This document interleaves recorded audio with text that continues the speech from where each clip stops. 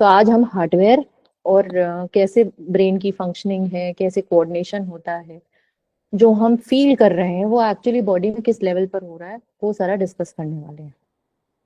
तो अगर आप लोग चाह रहे हैं कि एक बाकायदा एक सेशन किया जाए, तो उसके बारे में अपनी पोल्स ओपिनियन आसमा सिस्टर के साथ रिकॉर्ड करा लें, उनको डीएम करके।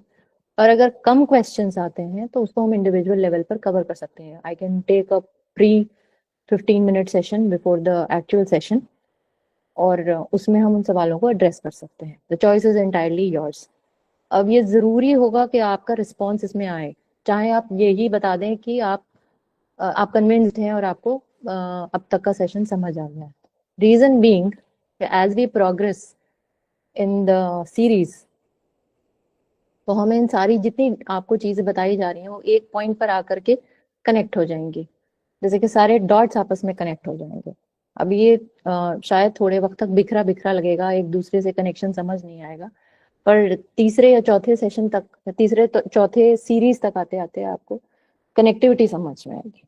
तो not taking any more time, शुरुआत करते हैं। अब आपकी स्क्रीन पर एक बैलेंस मतलब बैलेंस स्टेट में दिख रहा है लॉजिक और इमोशंस का। और इसको देख के समझ में आता है कि ये अ, एक ऐसे इंसान की ज़हनी स्टेट और उसकी ज़ाहिरी स्टेट को एक्सप्रेस कर रहा है, जो कि अ, जिसकी पर्सनालिटी एक बैलेंस्ड फॉर्म में है, कि ना तो वो ज़्यादा जज्बाती है और ना ही ज़्यादा रीजनिंग या लॉजिक में बिलीव करता है। It's a very beautiful balance of the two things, जो कि इंसान की ज़ात है जैसे अल्लाह ने उसको बनाया है। And the best example in the entire human history is नबी अलैहिस्सलाम की ज़ात सल्लल्लाहु अलैहि वसल्लम। तो ही इज वन पर्सन जिनकी आप जिंदगी का कोई भी मौका देख लें, पर्सनल हो प्रोफेशनल हो, या अल्लाह से उनके राब्ते का वक्त भी देख लें, तो उसमें भी he has always displayed a very beautiful balance of both reasoning, यानी इंसानी अक्ल, और इमोशंस, जो उनकी फीलिंग्स। सो आज का सेशन में एक इंटरेस्टिंग सी एक फैक्ट है, उसको शेयर करते हुए स्टार्ट करूंगी। तकरीबन 2000 साल पहले चाइनीज सिविलाइजेशन ने एक तरीका निकाला अपने ऑफिसर्स की रिक्रूटमेंट के लिए। उनके जो पब्लिक ऑफिशियल्स हैं, जो बाकी जो उनके इंतजामियात और सारे दीगर जो उनके डिपार्टमेंट्स थे, जो बहुत चाइनीज सिविलाइजेशन एक्चुअली एक दुनिया की शुरुआती 4 बड़ी सिविलाइजेशंस में काउंट की जाती है। अब तो मुझे नहीं पता कि इस वक्त सोशल साइंसेज में पढ़ाई जाती है कि नहीं, बट ज्यादातर जगहों में, ज्यादातर बड़े इदारों में हिस्ट्री के सेशंस में ancient history, pre ancient history जब पढ़ाई जाती है, तो स्टोन एज के बाद जब इंसानी सिविलाइजेशंस पढ़ाए जाते हैं, तो उसमें चाइनीज सिविलाइजेशन का एक खासा मकाम है। इसके अलावा आपका मेसोपोटामियन यानी इराक के आसपास का जो एरिया है उसको पढ़ाया जाता है। इंडस वैली यानी कि हिंदुस्तान पाकिस्तान की अ, जो ये दोआब का एरिया है, इसको पढ़ाया जाता है। इसके अगर आसपास के इंसानी सिविलाइजेशंस को पढ़ाया जाता है, और चाइनीज को पढ़ाया जाता है। और एक शायद बेबीलोनियन पढ़ाया जाता है, अब मुझे बहुत अच्छे से याद नहीं। But Chinese is very worth studying by, because they came up with a lot of new psychological what would I say advancements, मतलब इंसानी जो सलाहियत है उनको डिस्कवर करने के नए नए तौर अतवार उन्होंने निकाले। पेपर उनकी इन्वेंशन है। कॉम्पिटिटिव एग्जाम्स जो आज बहुत बड़ा और बहुत इम्पोर्टेंट हिस्सा है जिंदगी का, I am sure a lot of youngsters would relate to that. तो ये निकालने वाले वही थे। और उनके जो आइडिया था इन कम्पिटिटिव एग्जाम्स का, उसमें बेसिकली स्पेशली जो पब्लिक ऑफिशियल्स के लिए वो करते थे, यानी ओहदेदारों के लिए, जो पब्लिक ओहदेदारों के लिए जो एग्जाम करते थे, वो साइकोलॉजिकल लेवल के एग्जाम्स थे। और इसमें उन्होंने पर्सनालिटी टेस्ट और इंटेलिजेंस टेस्ट दो तौर पे, दो तरीके से शामिल किए हुए थे। तो earliest record of human history में साइकोलॉजी की इंट्रोडक्शन या कहीं पर आइडेंटिफिकेशन के साइकोलॉजिकल साइंसेस का एक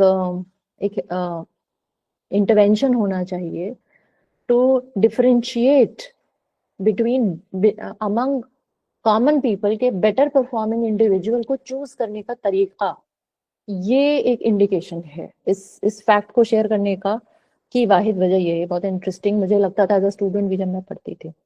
फिर आ जाते हैं आगे। तो आगे जब हम बहुत दूर तक भी इंसानी हिस्ट्री ट्रेस करते हैं तो साइकोलॉजिकल साइंसेज या साइकोलॉजी जो अल्फाज हैं, इसका बहुत ज्यादा कोई डायरेक्ट इनडायरेक्ट यूजेज नहीं मिलता है। थोड़ा बहुत किसी ने इंडिकेट कर दिया, और वो भी पुराने जो फिलोसफर्स हैं, एरिस्टोटल, दीगर वगैरह। तो ये भी फिलोसफी के लेवल पर तो इंसानी अक्ल और इंसानी वजूद को, उसके दिल को, उसके जज्बातों को एड्रेस करते हैं, but then it takes a different course. Psychology के बारे में बहुत ज्यादा बात नहीं की जाती है। फिर 9वीं सदी में, 9th सेंचुरी में, अबू बकर मोहम्मद इब्न जकरिया अल राजी, इनको इंग्लिश में अगर आप सर्च करेंगे तो राजिज, RHAZES,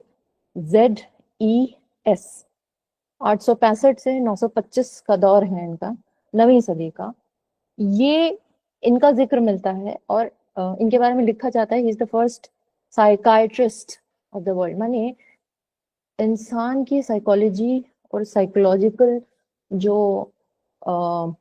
इल्म के लेवल पर या बीमारी के लेवल पर या इस आइडेंटिफिकेशन के लेवल पर पहली बार in the form of a subject और in the form of a separate area of study अगर कहीं मिलता है तो जकरिया अल राजी के फॉर्म में मिलता है। इसीलिए इनको फर्स्ट साइकाइट्रिस्ट कहा जाता है। और इन्होंने कई सारी, तकरीबन 237 किताबें लिखी थी उस जमाने में, जिसमें से 36 आज प्रिजर्व्ड हैं, they are still referred to.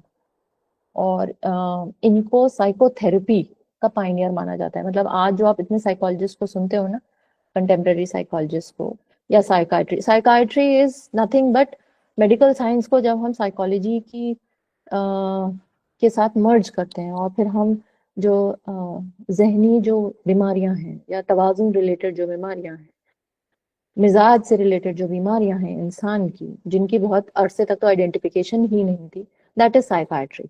और सिर्फ जज्बातों की बात करें या थ्योरीज की बात करें या फिर हम सिर्फ बात सिर्फ उसको कहें कि एक डिस्कशन फोरम पे ही हम सिर्फ उसको लेकर के चल रहे हैं, then that is the study which is called psychology. Psychology actually एक लैटिन वर्ड से डिराइव्ड है जिसका मतलब होता है स्टडी ऑफ सोल। तो आप बेसिकली मतलब जब इंसान कुछ समझ नहीं पा रहा था ना कि दिल और बहुत सारी उसकी नॉलेज नहीं थी, तो uh, उस वक्त साइकोलॉजी को एज स्टडी ऑफ सोल, यानी आपकी जो आपके एग्जिस्टेंस का जो इंटेंजिबल हिस्सा है, जिसको सिर्फ महसूस एक इंसान दूसरे इंसान को महसूस कर सक रहा है, चाहे वो पॉजिटिवली महसूस कर रहा है चाहे नेगेटिवली महसूस कर रहा है। एक दूसरे को जस्टिफाई कर लेते हैं हम। अगर किसी ने बुरा बिहेवियर किया है तो हम सोच लेते हैं अच्छा उसका मूड खराब होगा या डांट खा के आया होगा या फिर किसी से लड़ाई हुई होगी या कोई बुरी खबर मिली होगी। तो ये जो एक चीज है जिसको छू देख नहीं सकते बट एक दूसरे के लिए जस्टिफाई कर लेते हैं, इसको आप साइकोलॉजी समझ लीजिए। तो उन्होंने उसको स्टडी ऑफ सोल कहा। और साइकाट्री मैंने बताया कि मेडिकली जब आप इसको यानी इल्म के तौर पे जब इसको परस्यू किया जा रहा, दैट इज साइकाट्री। सो हमारे लिए कितनी फख्र और कितनी अचंभे की भी बात है, मुझे नहीं लगता यहाँ मौजूद इस सेशन में मौजूद किसी को भी पता होगा कि जकरिया अल राजी एक साइकाट्रिस्ट गुजरे हैं जो first psychiatrist of the world हैं। और ये मैं नहीं कह रही हूँ, ये आप अगर साइकाट्री किताबें पढ़ेंगे तो आपको वहां पर मिलेगा कि is the pioneer of psychotherapy. Mental disorders का जिक्र करने वाले, मेंटल कंडीशन को डिफाइन करने वाले, और आज की जो मॉडर्न मेडिसिन है, जो एविडेंस बेस्ड मेडिसिन है, इसमें इसके ट्रीटमेंट की प्रोपोजिशन रखने वाले कि हाँ ये भाई ये चीज ऐसे ट्रीट की जा सकती है, ये तरीका अपनाई जा सकती है। This was the first guy. अच्छा, आप बहुत सारे लोगों के जहन में इमाम फखरुद्दीन राजी का भी नाम आ रहा होगा। Please don't confuse him. इमाम मैंने जान करके इसको मेंशन किया है बिकॉज इमाम राजी was a polymath and pioneer of inductive logic, Sultan of theologians. इसलिए इमाम राजी इज अ डिफरेंट पर्सन। अच्छा, इस फील्ड के 3 और बड़े नाम लेती हूँ जो मुसलमानों के हैं, इनको हम बाद में रेफर करेंगे, तो बस just for the sake of your memory keep them with you. One is Abu al Hussain ibn Abdullah ibn Sina. इनका भी बहुत वास्ट काम है इस्लामिक साइकोलॉजी में। Then the other one is Abu Zaid al Balkhi, I don't know, ये भी शायद आपने बल्खी का नाम भी नहीं सुना होगा। और मॉडर्न साइकोलॉजिकल जो ये है स्टडी है पर्टेनिंग टू इस्लामिक साइंसेस, उसके तो बिल्कुल मतलब फादर है, father of modern psychology as per Islamic sciences, मतलब in congregation with Islamic sciences, Dr. Malik Badri. So if you guys want, you can go ahead with discovering a bit about these names. चलें अब we now start diving deep into exactly what is going to comprise our session today. So as I said कि psychology और psychiatry, तो अभी हम थोड़ा सा psychiatry की तरफ ड्रिफ्ट करेंगे, थोड़ा मेडिकल लाइन में जाएंगे इसकी। इट्स सेड कि everything psychological is also biological. अगर आपको कुछ फील हो रहा है, अच्छा बुरा कुछ फील हो रहा है, ठंडा गर्म कुछ फील हो रहा है, लो हाई, कोई डर, कोई खौफ, कोई खुशी, तो it has a biological base. इसका मतलब बायोलॉजिकल एक्टिविटी और साइकोलॉजिकल एक्टिविटी में एक बहुत गहरा लिंक है। अब बायोलॉजिकल एक्टिविटी को डिनोट कर देते हैं ब्रेन से, और साइकोलॉजिकल एक्टिविटी को कह देते हैं कि ये, इसको अभी के लिए हम माइंड कह देते हैं कि हाँ माइंड, यानी ब्रेन और माइंड में एक कनेक्शन है। यानी कि मेरी कॉन्शियसनेस, मैं अभी जगी हुई हूँ, आप जगे हुए हैं, आप मुझे सुन रहे हैं, एक ये कॉन्शियसनेस हो गई। एक कॉन्शियसनेस हो गई कि आप यहाँ किसी खास मकसद से आए हैं, आप कोई और बड़े काम छोड़ करके आए होंगे, पर आपके यहाँ होने की एक वजह है। फिर उससे रिलेटेड आपका बिहेवियर है, फिर उससे रिलेटेड आपके फैसले हैं, फिर आपकी कुछ पुरानी मेमोरीज हैं, शायद कोई दर्स, कोई कोई महफिल, कोई कोई अपनी पुरानी प्रैक्टिसेस, राइट और रॉन्ग, गुड और बैड, शायद कोई पुरानी टीचर्स या कंटेम्प्रेरी टीचर्स, किसी का पहले सेशन लिया हो फिर आज मेरे सेशन में बैठे हुए हैं। सो एवरीथिंग बजाते खुद आप भी, आप वो होते हैं जो आप कर रहे होते हैं। So you are what you doing. So the mind is what the brain does. So that mean psychologically आप जो सोच रहे हैं, फील कर रहे हैं, या आप उसको एक्शन में डालने की कोई अगर काबिज कोशिश कर रहे हैं, so that means your brain is working towards that. If you remember our philosophy का सेशन, वी सेड कि माइंड के और कल्ब के और रूह के जो फैसले और इन सब की जो टोटल अमेलगेमेशन है, थॉट प्रोसेस की जो पूरी टोटल अमेलगेमेशन है, उसको एग्जीक्यूट करने का काम अक्ल करती है, और अक्ल का जो ड्राइवर है वो ब्रेन है। न्यूरो साइंटिस्ट की जबान में अगर हम ये कहें कि the mind is what the brain does, तो नेक्स्ट क्वेश्चन ये पैदा होता है, इंडक्टिव क्वेश्चन कहते हैं इसको, कि अब अगला सवाल, इसी हमारी बात में से अगला सवाल ये निकलता है, तो भाई ये बताइए कि ब्रेन्स कैसे फंक्शन करते हैं, कि बिहेवियर ऑफ द माइंड, माने जो आपकी सोच बन रही है उसको वो कैसे अफेक्ट कर रहा है। ऐसा ब्रेन और क्या लिंक है ब्रेन और माइंड का। और यहाँ मौजूद हर शख्स तब तक सही सवाल नहीं कर सकता जब तक आप ये नहीं जानते हैं कि ब्रेन एक्चुअली क्या शय है। सो सबसे पहले माइंड की जो सबसे इंपॉर्टेंट यूनिट है जिसे हम डिफाइन करने की कोशिश कर रहे हैं, वो है, मतलब उसकी जो एक्टिव है, एक्टिविटी यूनिट है, दैट इज द थॉट। तो थॉट की डेफिनेशन आपकी स्क्रीन पर है। Everything begins with a thought. आपने कभी ये सोचा होगा कि मुझे इमोशनल इंटेलिजेंस या ब्रेन या साइकोलॉजी या समथिंग समथिंग रिलेटेड आपने कोई ना कोई सेशन लेना है, कोई क्लास लेनी है, किसी ऐसी महफिल में आपने मौजूद होना है, क्योंकि आपकी कोई ना कोई फीडबैक थी या कोई आपकी ड्राइविंग फोर्स थी जो आपको इससे रिलेटेड कुछ सवालों में परेशान करती थी। और वो जो थॉट आपकी जनरेट हुई थी, फिर आपने नेट पर सर्च किया, शायद कुछ ग्रुप्स को ज्वाइन किया, कहीं से किसी का लिंक बना, कोई राब्ता मिला, और करते करते करते आप इस सेशन तक पहुंचे। या मेरे ख्याल से कोई और भी आपकी सेशंस होंगी, या कोई और आपकी क्लासेस होंगी, या कोई और आपकी रिसर्च वर्क होगा जिसमें आप शामिल हैं। So everything begins with a thought. It was that one tiny thought one day which pricked you deep within, that resulted in this action of yours. So the act of organizing and reorganizing of previous learning in order to utilize it in the current situation. मैंने कहा ना कि वो कुछ एक provocative कोई चीज थी जो कहीं कहीं किसी तरह से दिमाग में किसी जहन के किसी हिस्से में रह गई थी कि भाई ये बात है, इसका सोल्यूशन तो मिल नहीं रहा है, जवाब नहीं मिल रहा है, या मैंने ये लर्निंग की थी, अब इसका क्या फायदा, मैंने अगर ये सीखा या मैंने ये जाना या मैंने दीन सीखा या मैंने दीन जाना या मेरे को दीन से रिलेटेड कोई ऐसी नॉलेज मिली जो अब तक मेरी फैमिली में या मेरे फ्रेंड्स के थ्रू मुझे नहीं पहुंची, तो उसको मैंने यूटिलाइज करना है करंट सिचुएशन, तो कैसे करें।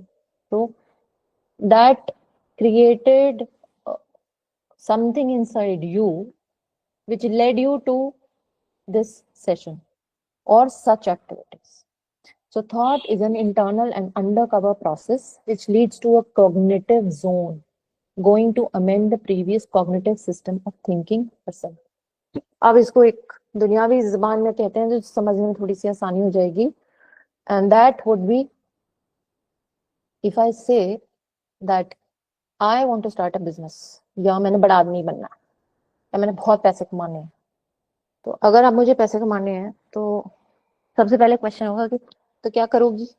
ओके, तो जहन कहता है कि भाई जितने बड़े बड़े लोग हैं ना, हम बड़े बड़े बड़ी सी पढ़ाइयाँ करके अच्छी अच्छी जगहों से पढ़ के, जेंडर परसेप्शन बता रहे हैं, पढ़ के और किसी बड़े अदारे से के साथ एसोसिएट हो जाते हैं, फिर वहां से they picked up for jobs, मुलाजमत के लिए पिक कर लिए जाते हैं, बड़ी बड़ी कंपनीज में रिक्रूट कर लिए जाते हैं, फिर उसके बाद वो अपना सैलरी पैकेज वहां पर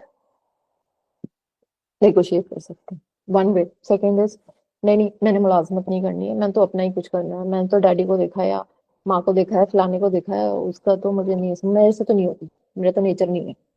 अच्छा भाई, तुम्हारा नेचर नहीं है तो अब तुमने जॉब करना, अब तुमने बिजनेस करना है, तो तुमने सबसे पहले ये डिसाइड करना होगा कि भाई ये मेरे हालात हैं, ये मेरी कैपिटल है, ये मेरे रिसोर्सेज हैं, मैं कौन सा बिजनेस करूँ।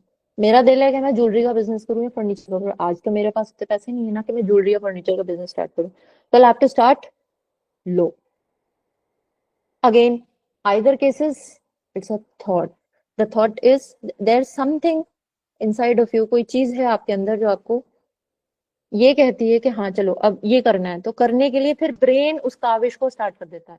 अगर आपने ज्वेलरी का बिजनेस स्टार्ट करना है, फर्नीचर का स्टार्ट करना है, तो फिर अब आप साइट ढूंढोगे, आप शार्क टैंक्स को ढूंढोगे कि भाई फाइनेंस कर दे कोई, या आप ऐसे किसी बिग टाइम वेंडर को ढूंढोगे जिसको स्मॉल फ्रेंचाइजी के लिए छोटे छोटे शहरों में या छोटी छोटी जगहों में या छोटे लेवल पर एक एंटरप्राइज खोलने की का वो आपको, मतलब वो अपना ब्रांड नेम दे दे, आपने जगह अपनी जगह में रेंट वेंट करके किसी तरह से वो खोल लिया, एंड दैट्स हाउ, इसका मतलब which lead you to a cognitive zone. उसने आप वो ये थॉट जो थी ना आपकी, इसने आपको एक जोन में डाल दिया, और अब आप अब उस सोच में लगे हैं दिन रात सुबह शाम सोते जागते, यहाँ तक कि जब आप रोड पर ट्रैवल कर रहे हैं तो वो जब थॉट आपके जहन पे हावी है ना, तो आपको बैनर और होर्डिंग भी ज्वेलरी और फर्नीचर वाले ही दिख रहे हैं, जबकि वो सबके लिए मौजूद है पर आपको दिख रहे, तो आपको दिल में बड़ी खुशी होती है, अरे यार अल्लाह मेरी बड़ी मदद कर रहा है, मुझे तो सब दिखाई पड़ रहा है, मुझे तो चीजें मिल रही हैं। एक्चुअली ये मशीनरी हर जहन के अंदर अल्लाह ने फ्री ऑफ कॉस्ट प्रोवाइड कर रखी है, जो ये मशीनरी काम कर रही है। Will discuss that into details a little letter. Scientific point of view क्या कहता है, ऑर्डरिंग, ये साइकोलॉजिकल डेफिनेशन थी जो ऊपर सबसे ऊपर आपको दिख रही है, act of organising. Scientific point of view कहता है ordering information and building a basis in order to discover something new or find relationships between different phenomena। कि चलो फ्रेंचाइजी तो ले ली, फ्रेंचाइजी तक बंदा पहुंच गया, अब वो कहेगा कि यार पर ये तो उस ब्रांड की है, तो क्या तब फिर वो क्या करे, उसकी कैलकुलेशन स्टार्ट होगी, इन्वेस्टमेंट इतना, किराया इतना, बाकी लॉसेस इतने, टर्नओवर इतना, तो मुझे साल का बच कितना, पहले कहेगा महीने का कितना बच रहा है, फिर कहेगा साल का कितना बच रहा है, तो कहेगा, फिर कहेगा अच्छा फर्नीचर का शोरूम डालना है, यहाँ तो चलेगा नहीं, ये तो छोटी जगह है, तो मुझे बड़ी जगह मूव करना पड़ेगा। अब वो क्या करेगा, बड़ी जगह के फर्नीचर के या ज्वेलरी के शोरूम्स की किराया पता करेगा, क्योंकि अभी तो उसके पास पैसे नहीं है। फिर उस जगह किराया पता किया, फिर ये देखेगा कि ये तो किराया हो गया, अब कैपिटल कॉस्ट, सामान क्या बेचोगे, सामान की कैपिटल कॉस्ट, वो लगाना स्टार्ट करेगा। कुल मिला के इस कैलकुलेशन पे आ जाता है कि भाई मुझे इतने पैसे जुटाने के लिए इतने सालों तक इस फ्रेंचाइजी को कंटिन्यू करना पड़ेगा। तो उसका भी जो भी जनरल स्टोर या जो भी फ्रेंचाइजी चल रही थी, अब उस बंदे ने कैलकुलेशन लगाई। So Morales he is discovering something new. और ये कैलकुलेशन करने के लिए अब जाहिर है वो उन शहरों में भी जाएगा और वो जो किराए की कॉस्ट है उसको नेगोशिएट करने की कोशिश करेगा या कैपिटल कॉस्ट नेगोशिएट करने की कोशिश करेगा। तो find relationships between different phenomena. अब आप देखें अल्लाह ने जो आपको एक थॉट दी आपको कैसे काम पे लगाती है। तो आई गेस थॉट यहाँ तक क्लियर हो गई। यहाँ हम इसको छोड़ेंगे because we will go back to this thought when we start with psychology. As I said we are into neurochemistry now. I show you on the screen ये इतनी सारी जो मैंने बातें की ना और अब मेरे साथ साथ आप हवाओं में उड़ रहे थे। सबके जहन में कोई ना कोई एक इमेजिनरी सिचुएशन चल रही थी, सबके आंखों के सामने एक पिक्चर चल रही थी। तो वो पिक्चर एक्चुअली आपके जहन में चल रही थी। Brain has many parts but we are going to look into two parts, thinking brain and emotional brain. अब ये इतना सिंपल नहीं है। We will go back to a very intriguing image. यहां तक मेरे साथ है?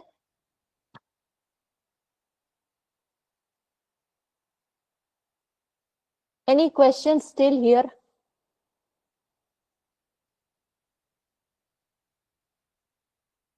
अस्सलाम वालेकुम। वालेकुम अस्सलाम। सॉरी, मैंने अभी जस्ट ज्वाइन किया है, मुझे वो बात जी, समझ नहीं आई।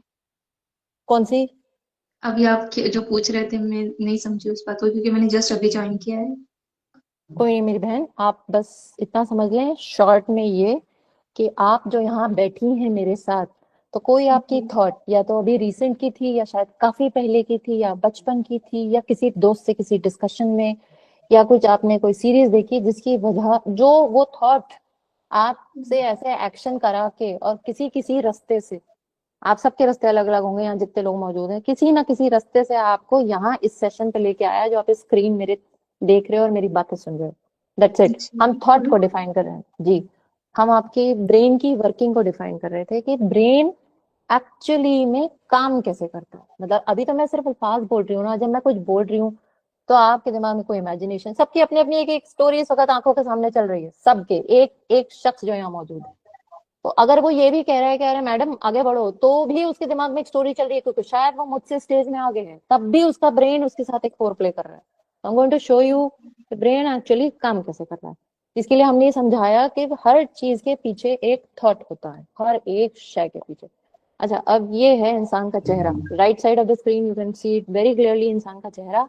और इंसान की जो अल्लाह ने इतना खूबसूरत सा चेहरा, मर्द का औरत का दोनों का, इंसान का चेहरा बनाया, इतना खूबसूरत चेहरा बनाया, फीचर्स दिए हैं, डेकोरेट किया है चेहरे को। आप देखें कितना बढ़िया डेकोरेट किया अल्लाह ताला ने, कि बालों का एक खास प्रोपोर्शन है, आपके फीचर्स का एक खास प्रोपोर्शन है, नाक की लंबाई, आंखों का प्रोपोर्शन, होठों का प्रोपोर्शन, चीक्स का प्रोपोर्शन। अच्छा, आप में से हर एक लोग, जो कोई लोग साथ में बैठे हैं तो वो ये देख सकते हैं कि फोरहेड का प्रोपोर्शन कम ज्यादा, बालों की जो बनावट है, किसी का एम शेप्ड फोरहेड है, किसी का छोटा फोरहेड है, किसी के फोरहेड और भुवों में जो डिस्टेंस है वो कम है, किसी में ज्यादा है। There is a very beautiful proportion, so and it is very nicely been decorated. इसकी जो अल्लाह ने बाहर से जो शक्ल बनाई है, it everything has a meaning. We are not going to go into the neuro into the biological sciences here, we are going to stick to it. But असल में दैट्स व्हाई, मतलब मैं अल्हम्दुलिल्लाह बहुत ढूंढने की जरूरत नहीं पड़ी, मुझे जल्दी से ये मिल गया। पर आप देखें इतना पोर्शन जो ओपनड है, दिस इज योर ब्रेन। और इसको अल्लाह ताला ने कुछ किस खूबसूरती से कवर किया है। एक तो आपको, आप अपने सर पे हाथ रखें सब लोग तो आपको एक बहुत हार्ड हड्डी फील होगी। इस हड्डी के अंदर 3 लेयर्स होती हैं, प्रोटेक्टिव लेयर्स। उसके नीचे एक फ्लूइड है जिसमें ब्रेन इज नॉट, ऐसे नहीं है कि कोई बहुत किसी मतलब खूंटों से गढ़ा हुआ है, जैसे आपकी जो मसल्स हैं वो रेशों से बंधी हुई हैं आपकी हड्डियों से, but brain is not like that. Cerebral fluid होता है, फ्लूइड में ऑलमोस्ट हल्का हल्का हल्का हल्का हिल सकता है, हल्का हल्का, बहुत ज्यादा नहीं, हल्का हल्का हिल सकता है। You can see that. और अच्छा, I show it here right away. This is the cerebral fluid. और इसके अंदर ये बड़ा सॉफ्ट सा, 1 से 1.2 to 1.4 किलो का ये इतना बड़ा मास अल्लाह ने दिया हुआ है, जो आपकी पूरी बॉडी को गाइड करता है। कि अल्लाह ताला कहते हैं कि उस दिन वो रोएंगे जब वो जहन्नुम की जब जहन्नुम उनके सामने जाहिर कर दी जाएगी, और फिर वो कहेंगे कि हाय हमने आगे अपने आगे कुछ नहीं भेजा, हमने अपने आगे कुछ नहीं भेजा। So this is that 1.2 to 1.4 kgs of brain. Okay, then you this portion, skull के नीचे 3 लेयर्स होती हैं। इसके नीचे सेरिब्रोस्पाइनल फ्लूइड होता है, ये फ्लूइड ये नीचे तक जाता है, आपकी रीढ़ तक जाता है। बहुत सारे जो बूढ़े या तकलीफ में जो लोग होते हैं उनका स्पाइनल फ्लूइड सूख जाता है, उसकी वजह से काफी मसाइल पेश आते हैं। अल्लाह हम सबको अपनी हिफ्ज़-ओ-अमान में रखें। Then this is the brain. Now brain की एक we'll go back to the pictographical representation of the brain. This is how it looks. This is the brain that has been taught to us. ये हमें सिखाया गया है, ये ऐसे इसी फॉर्म में हमें दिखाया गया है कि ऐसे होता है ब्रेन। और इसकी बकायदा सारी की सारी तस्वीरें आप कभी भी सर्च करोगे ब्रेन, ह्यूमन ब्रेन, तो इस तरह से आती हैं। Isn't it beautiful? फबीअय्यि आलाइ रब्बिकुमा तुकज़्ज़िबान। So ये जो ब्रेन है, now we will dive into the study of this brain. ये चीज है नेस्टिंग डॉल्स, ये जो ये स्ट्रक्चर्स आपको दिख रहे हैं, आई होप आप मेरा कर्सर देख सकते हैं। These are called nesting dolls. Russia में रशियन नेस्टिंग डॉल्स करके अपना गूगल कीजिएगा आराम से आज रात को, तो आपको पता चलेगा कि ये क्या शय है। तो ये मतलब गुड़िया है, वुडन होते हैं, ये गुड़िया जैसे होते हैं। और उनकी कुछ फोक स्टोरीज हैं, उससे रिलेटेड है ये। I will not go into the details of that. हमारा ब्रेन कुछ इसी तरह से है, इन नेस्टिंग डॉल्स की तरह से, इसी तरह की लेयर्स हैं ब्रेन में। तो जो सबसे अंदरूनी हिस्सा है उसको ओल्ड ब्रेन कहते हैं। अच्छा, before I start into the anatomy, इसको एनाटॉमी कहते हैं, जब बॉडी पार्ट्स को डिस्कवर पढ़ते हैं ना कि कौन सी क्या है, कैसी क्या स्ट्रक्चर है, क्या साइज है उसका क्या फंक्शन है, उसको एनाटॉमी कहते हैं। उससे पहले मोटा मोटी एक चीज ये समझ लें कि जो ब्रेन, स्पाइनल कॉर्ड और जितनी आपकी नर्व्स जितनी है, नर्व्स, मैं नसों की बात नहीं कर रही हूँ। अपना हाथ आप सब लोग अपना हाथ पलटी साइड से आगे करें और अपने नाखून आप देख सकें, इस तरह से अपने हाथ आगे करें, अपने नाखून देख पाए, तो आपको अपने हाथों में एक जाल दिखाई पड़ेगा जिसमें आपको नीली हरी, according to your skin tone, कुछ नेटवर्क दिखाई पड़ेगा ब्लड वेसल्स का। I am not talking about this, मैं इसकी बात नहीं कर रही हूँ। ये इसके साथ काफी नीचे की तरफ सफेद सी थ्रेड लाइक स्ट्रक्चर्स हैं, उसका जाल है, that is the neural network, sorry the nerves. और ये सॉलिड होती हैं, बहुत बारीक होती हैं, सॉलिड होती हैं। ये जो पूरा न्यूरल नर्व्स का जो पूरा एक नेटवर्क है, पूरे पूरे जिस्म में है, पूरे जिस्म में, ये आपकी स्पाइनल कॉर्ड और पूरा ब्रेन, इसको कुल मिलाकर के नर्वस सिस्टम कहते हैं। ये टोटल मिला के नर्वस सिस्टम कहला जाता है। और नर्वस सिस्टम के आज एक्चुअली 3 तरह के फंक्शनली, यानी कि फंक्शन के बेस पर कि क्या कौन क्या काम करता है, उसके बेसिस पर 3 टाइप्स में इसको डिवाइड करते हैं। एक है हमारा सेंट्रल नर्वस सिस्टम, ये सारे बड़े फैसले करते हैं, जिसमें ब्रेन आ जाता है आपका। ये जो ब्रेन आपकी स्क्रीन पर है, CNS सेंट्रल नर्वस सिस्टम का हिस्सा है। तो ये कमांड सेंटर कहलाता है कि इंसान को उठ के चलना है, अभी आपने उठ करके चलना है, बहुत तेज प्यास लग रही है, फीलिंग हुई, अब प्यास को बुझाएंगे कैसे, उठ के जाना पड़ेगा, पानी पीना पड़ेगा। तो ये ब्रेन ने कमांड दिया है पैरों को कि चलो उठो जाओ, और फिर हाथों को कमांड देगा कि पानी पलटो, अगर पानी भरा हुआ नहीं तो पहले पानी भरो, और आंखें देख रही हैं कि हाँ ग्लास कब तक भरना है, मुझे कितनी प्यास लगी, ग्लास कब तक भरना है। This is the command center. Then you have the peripheral nervous system, जिसमें आपके सेंसरी न्यूरॉन्स आते हैं। बेसिकली अब जब सेंट्रल मतलब कमांड सेंटर ने कहा कि जाओ पानी भरो और पानी पियो, मतलब प्यास बुझाओ, तो ये काम करवाया किसने उससे, किससे करवाया उसने, पेरिफेरल नर्वस सिस्टम। और एक है आपका ऑटोनॉमिक नर्वस सिस्टम। मैं बात करूं, मुझे इस वक्त शदीद खुशी की हालत हो, मेरी शदीद गम की हालत हो, शदीद डर की हालत हो, इतना कि मेरे गले से आवाज नहीं होगी, पानी पीना तो दूर, मैं मतलब बस एक कोने में किसी चीज के साथ चिपक के बिल्कुल उस जैसी हो गई हूँ, लाइफलेस हो चुकी हूँ, that in that situation also my heart is beating, my digestive system, मतलब सब फर्स्ट तरह से थोड़ी देर पहले आपने खाना खाया था, तो ऐसे नहीं है कि पाचन रोक देगी बॉडी, डाइजेस्टिव सिस्टम काम करेगा। और आपकी सांस, आप चाह के अपनी सांस नहीं रोक सकते, कितना ही आप चाहें।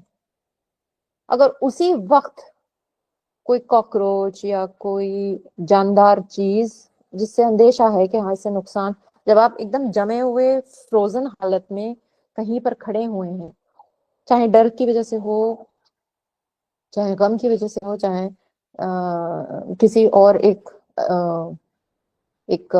फ्राइटफुल स्टेट ऑफ माइंड की वजह से हो, या शॉक स्टेट ऑफ माइंड की वजह से हो, तब भी अगर आपके सामने उस हालत में सांप आ जाएगा और वो आपको काटने के लिए अपना फन फैलाएगा, तो आपका रिफ्लेक्स होगा कि आप वहां से हटने, कूदने, बचने की कोशिश करोगे। This is your reflex. तो आपका रिफ्लेक्स भी आपके कंट्रोल में नहीं है। This is autonomic nervous system, ये अल्लाह ने अपने पास रखा हुआ है। इस शरीर के, जिस्म के कुछ आज़े हैं जिनकी फंक्शनिंग पे अल्लाह ने कोई कंट्रोल नहीं दिया इंसान को, चाहे या ना चाहे वो फंक्शनिंग उसके बाहर है, that is autonomic nervous system. तो फंक्शनली हमारे पास तीन तरह के सिस्टम्स हो गए। अब हम वापस सेंट्रल नर्वस सिस्टम पे आते हैं, विच इज द, जिसमें हम बेसिकली ब्रेन को स्टडी करने वाले कमांड सेंटर। जैसे मैंने बताया, ब्रेन इज लाइक, ब्रेन का जो स्ट्रक्चर है नेस्टिंग डॉल्स की तरह, परत दर परत दर परत दर परत दर परत। तो अगर हम खोलना स्टार्ट करें तो ये सबसे बाहर की परत, फिर उसके अंदर की, फिर उसके अंदर की, और सब करते करते हम बिल्कुल सेंटर तक पहुंच जाएंगे, यानी यहां तक। तो यहाँ पर आप इस वाले हिस्से को देख रहे हो, ये जिसपे मैंने अपना कर्सर घुमाया है, please look at your screen. इतना ऐसा, ये मजेंटा पिंक, और उसके साथ लगा हुआ ये येलो पार्ट स्टेम की तरह, ऐसे समझ लें मोटा मोटी। अगर इसको समझने की कोशिश करेंगे तो मोटा मोटी इट इज लाइक एक आइसक्रीम स्टिक और उसके ऊपर आइसक्रीम लिपटी हुई, उस तरह से। इसीलिए इसको ब्रेन, इस हिस्से को, नीचे का जो ये हिस्सा है, इसको ब्रेन स्टेम कहते हैं, ब्रेन स्टेम यहाँ तक। और ये ब्रेन स्टेम के ठीक मुंह पे, यानी इसके बेस पे जो ये सेंट्रल पार्ट लगा हुआ है, इसको हम कहते हैं ओल्ड ब्रेन। अब उन्होंने ओल्ड ब्रेन क्यों कहा? क्योंकि biological sciences, like all other sciences, have been influenced by Charles Darwin का थ्योरी। तो डार्विन के अकॉर्डिंग बंदर हमारे जो थे वो माई बाप थे, और बंदरों के माई बाप रेप्टाइल्स थे, और रेप्टाइल्स के माई बाप वो थे सी क्रीचर्स। तो उसके कहने का, ओल्ड ब्रेन कहने का लॉजिक क्या है कि ये एक हिस्सा है जो मोरलेस इसी फॉर्म में सब जानवरों में मिलता है, इसीलिए उसको ओल्ड ब्रेन कहता है। मेरी पर्सपेक्टिव इसमें, मेरी क्या, बहुत सारे जो रिसेंट इस्लामिक स्कॉलर्स की हैं, actually Islamic scholars are divided into two class regarding Darwin. तो उसमें एक जो फैक्शन है, वो फैक्शन ये मानता है कि ये सारी जो बेसिक फंक्शंस जो जानवरों से कॉमन फंक्शंस हैं इंसानों में भी, जिसकी वजह से डार्विन कहता है कि भाई वहां से हम इवॉल्व हुए हैं, वो अल्लाह ने इसलिए दिए थे कि भाई स्टडी करो ना, और फिर नया फंक्शन देखो, जो नया बाहर का जो ये नया ब्रेन है, कलरफुल, पर्पल, ब्लू, ग्रीन, फिर इसको देखो तो तुम्हें समझ में आएगा कि तुम कहाँ मुख्तलिफ हो। तुम कहाँ उन जैसे हो, नफ्स से अम्मारा, और कहाँ मुख्तलिफ हो, नफ्स से मुतमइन्ना। जब तक तुम दोनों को देखोगे नहीं और मैं तुम में दोनों का मजमुआ नहीं बनाऊंगा, तुमको ये कैसे समझ में आएगा कि तुमको कहाँ किस चीज को यूटिलाइज करना। सो कमिंग बैक, अब नेस्टिंग डॉल्स को देखें तो आउटर मोस्ट डॉल जो है ये, यानी ये वाला जो हिस्सा है बाहर का, बिल्कुल बाहर का, इज द न्यूएस्ट, ये सबसे नया है, मोस्ट कॉम्प्लेक्स, यही हिस्सा बहुत कॉम्प्लेक्स है, और मोस्ट डिटेल्ड। आप सोच सकते हैं कि अल्लाह ताला ने आपको सोचने की सलाहियत दी है इस हिस्से में। गोश्त का एक टुकड़ा है। a lot of people might have eaten the dish भेजा, उसमें बकरीद में बड़ी आराम से मिल जाता है खाने के लिए। भेजा फ्राई बड़ी कॉमन सी और बड़ी पॉपुलर सी डिश भी है। अगर आपने खाया है तो आप actually, you what you are eating is just a bunch of neurons and associated tissue, that's it. वही खा रहे हैं आप। आपने कभी सोचा है कि उस गोश्त के लोथड़े में अल्लाह ताला ने अपने कलाम को डिसाइफर करने की तमीज हमें दे दी, बातचीत करने की, लैंग्वेजेस की, डिस्कवरी की, आउटर स्पेस की, कि इलॉन मस्क इसी गोश्त के लोथड़े को यूज कर करके, पीस ऑफ फ्लेश को यूज करके उसने अपनी डेस्टिनी चेंज कर ली है। मतलब एज एन लाइक अपनी मेहनत और जहानत से वो कहां से कहां पहुंच गया। So it is the newest, most complex and most detailed. पर जैसे जैसे हम नेस्टिंग डॉल्स में अंदर की तरफ जाते जाएंगे, ये हिस्सा, ये अंदर की तरफ जितना अंदर जाएंगे उतना हमें प्रिमिटिव ब्रेन मिलता चला जाएगा। सबसे नया जो हिस्सा होगा वो सबसे बाहर है, और जैसे जैसे आप अंदर सेंटर की तरफ जाते जाओगे तो उतना ही पुराना अंदर पुराना। पुराने का मतलब, इसका मतलब ये frontal lobe, parietal lobe, occipital lobe ये आपको जानवरों में नहीं मिलेगा। हाँ, बाकी चीजें आपको जानवरों में मिल सकती हैं। जैसे कि एनिमल्स में फैमिली सिस्टम होता है, एज एन नर मादा है, बच्चा पैदा होगा तो मिल करके उसका ख्याल करेंगे। बूढ़े अगर मेंबर्स हो गए हैं उनके हर्ड के, जैसे कि भेड़ियों का एग्जांपल मैंने दिया, तो उनके लिए खाना प्रोवाइड करना। बूढ़ी चिड़ियों के लिए भी, जो यंग चिड़िया होती है वो बूढ़ी चिड़िया के लिए उसके घोंसले में जाके खाना देती है, बिल्कुल वैसे ही जैसे छोटे बच्चों को खिलाया जाता है। सो ये भी एक some kind of an emotional system ही है, दैट दे कैन फील कि भाई ये अपने लिए नहीं कर सकता, हमने करना है। So the more we go inside, we are going towards the primitive brain. यानी कि ये जैसे जैसे हम डीप जाते जाएंगे और ये डॉल्स छोटी होती चली जाएंगी, स्मॉलर होती जाएंगी, सिंपलर होती जाएंगी, जेनेरिक होती जाएंगी। यानी अब ये बेसिक फंक्शंस कर रही हैं, बिल्कुल बेसिक। आप जितना बाहर है उतना कॉम्प्लेक्स, कॉम्प्लिकेटेड और इंट्रिकेट डिसीजन हो रहा है। और जैसे जैसे अंदर जाते जा रहे हैं, ब्रेन के लोब्स के अंदर अंदर जाते जा रहे हैं, तो बिल्कुल जेनेरिक सिंपल फंक्शंस कर रहा है ब्रेन। और इसीलिए इनमोस्ट जो डॉल है, ये वाली जो सबसे अंदर डॉल मिल रही है, यानी जो सबसे अंदरूनी हिस्सा है ब्रेन का, वो, उसको हम फॉसिल भी कह सकते हैं। मतलब उतना पुराना है। यानी कि ये आपको काफी नीचे तक के जानवरों में ये इनर कोर मिल जाएगी, इसीलिए इसको ओल्ड ब्रेन कहा। अच्छा, ये ओल्ड ब्रेन जो है, जैसे मैंने बताया, ये ब्रेन स्टेम पे यहाँ पर फ्यूज्ड होती है, यहाँ पर। अभी हम इसके और डिटेल्स में जाएंगे। ये central core of the brain, जहाँ स्पाइनल कॉर्ड एंटर करती है, यहाँ पर। यहाँ से आपकी स्पाइनल कॉर्ड, यानी यहाँ से जो फैसले लिए जा रहे हैं, बेसिक फैसले, चलने का, फिरने का, वो फैसला यहाँ पर ट्रांसलेट आगे बढ़ाया जा रहा है। तो अब जरा सा इसकी डिटेल्स में जाएंगे। I am going very slow, please take down notes, क्योंकि मैं अभी सेशन की ना तो रिकॉर्डिंग शेयर करूंगी ना ये स्लाइड शेयर करूंगी। You will get this once it is over. उस तक, तब तक नहीं दूंगी, नहीं तो आप बहुत परेशान हो जाओगे।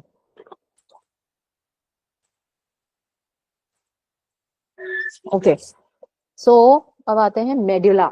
मेड्यूला जो एक हिस्सा है, इसके मैं फंक्शंस बहुत बेसिक करके, बहुत मिनिमल करके आप लोगों को समझा रही हूँ। वाई? बिकॉज जब हम आगे फंक्शनल लेवल पे इसको पढ़ना स्टार्ट करेंगे, तब आपके लिए, तब आप, अगर ब्रेन पार्ट्स इसका नहीं पता है तो आप कॉम्प्रिहेंड ही नहीं कर पाओगे कि यार ये कैसे हो गया। आप कंफ्यूज हो जाओगे, परेशान हो जाओगे।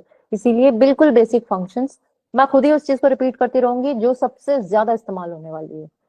And I am trying to oversimplify as much as possible, though that is not right, but हाँ ठीक है, अब हम यूज के लिए उतना तो हमें करना ही पड़ेगा। मेड्यूला, जो ये वाला हिस्सा है मेड्यूला, ये अपने गर्दन पे पीछे की तरफ हाथ रखिए, जहां आपका हाथ जा रहा है वही मेड्यूला है। नॉर्मली जहां इंसान का हाथ जाता है, बालों के ठीक नीचे, दैट इज मेड्यूला। ये हार्ट बीट, ब्रीदिंग, डाइजेशन, मैंने कहा ना, कुछ फंक्शंस ऐसे हैं जो अल्लाह ताला ने अपने हाथ में रखे हैं। तुम डरे हुए हो, गम में हो, शॉक में हो, जिंदगी मौत के बीच में फंसे हुए हो, ये फंक्शन चलते रहेंगे तब तक जब तक अल्लाह का हुक्म है। इसके ऊपर कमांड सेंटर यानी आपके इस ब्रेन का कोई हक नहीं है। नहीं तो खुदकुशी कर लेता है इंसान, और या कोई और मसाइल खड़े कर लेता, और मतलब अपनी जिंदगी मौत का मालिक बन जाता। Next is pons. Pons medulla के ठीक ऊपर होता है। ये मूवमेंट कोऑर्डिनेट करता है। हर तरह कई तरह का मूवमेंट होता है। मैं बात कर रही हूँ तो मेरी गर्दन हिल रही है, तो ये भी एक मूवमेंट कोऑर्डिनेशन है। और मेरी upper body is waving in a certain fashion while I am sitting, या फिर मैं बैठी हूँ और पैर हिला रही हूँ कुर्सी पे आगे पीछे। सो मूवमेंट कई तरह का होता है, मूवमेंट को कोऑर्डिनेट करता है। Next is thalamus. इस अब ये जो सारे मैं पार्ट्स बता रही हूँ ये ओल्ड ब्रेन बता रही हूँ। Please note it down. You need to know what is your old brain, what is your midbrain, नहीं sorry, old brain, new brain, और फिर इसके बीच का कनेक्टिंग हिस्सा थैलेमस। ये ये जो मजेंटा कलर का, डार्क पिंक कलर का जो ये स्ट्रक्चर है, this is called thalamus. Thalamus egg shape का होता है ऑलमोस्ट, देखिए अंडाकार है ये, और सेंसरी इंफॉर्मेशन अंदर ले लेता है। इसका काम है सेंसरी इंफॉर्मेशन को परसीव करना, सीइंग, हियरिंग, टच, टेस्ट, सारी सेंसरी इंफॉर्मेशन का रिसेप्टिव सेंटर है। देन अच्छा, यहाँ पर ठीक है, it is not been mention क्योंकि हम उसके ऊपर एक, I think I should be doing that session, that depends on your feedback.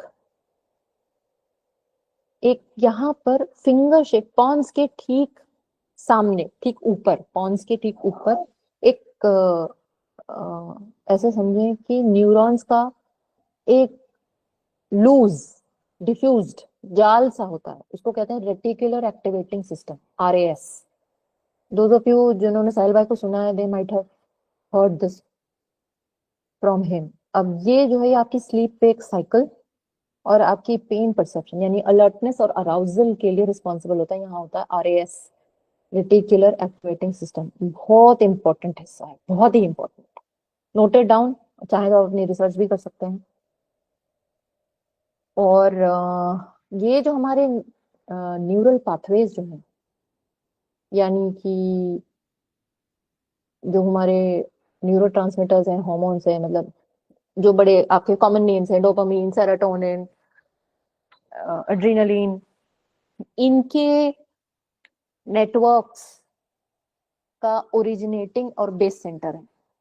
कौन सा नेटवर्क कब और कितनी शिद्दत से काम करेगा, that resides with the reticular activating system. Basically आपकी कंट्रोल मैकेनिज्म है कि अगर आरएएस समझ आ गया और आरएएस की फंक्शनिंग समझ आ गई, तो बेसिकली अपनी अपनी कंट्रोल समझ आ जाएगी।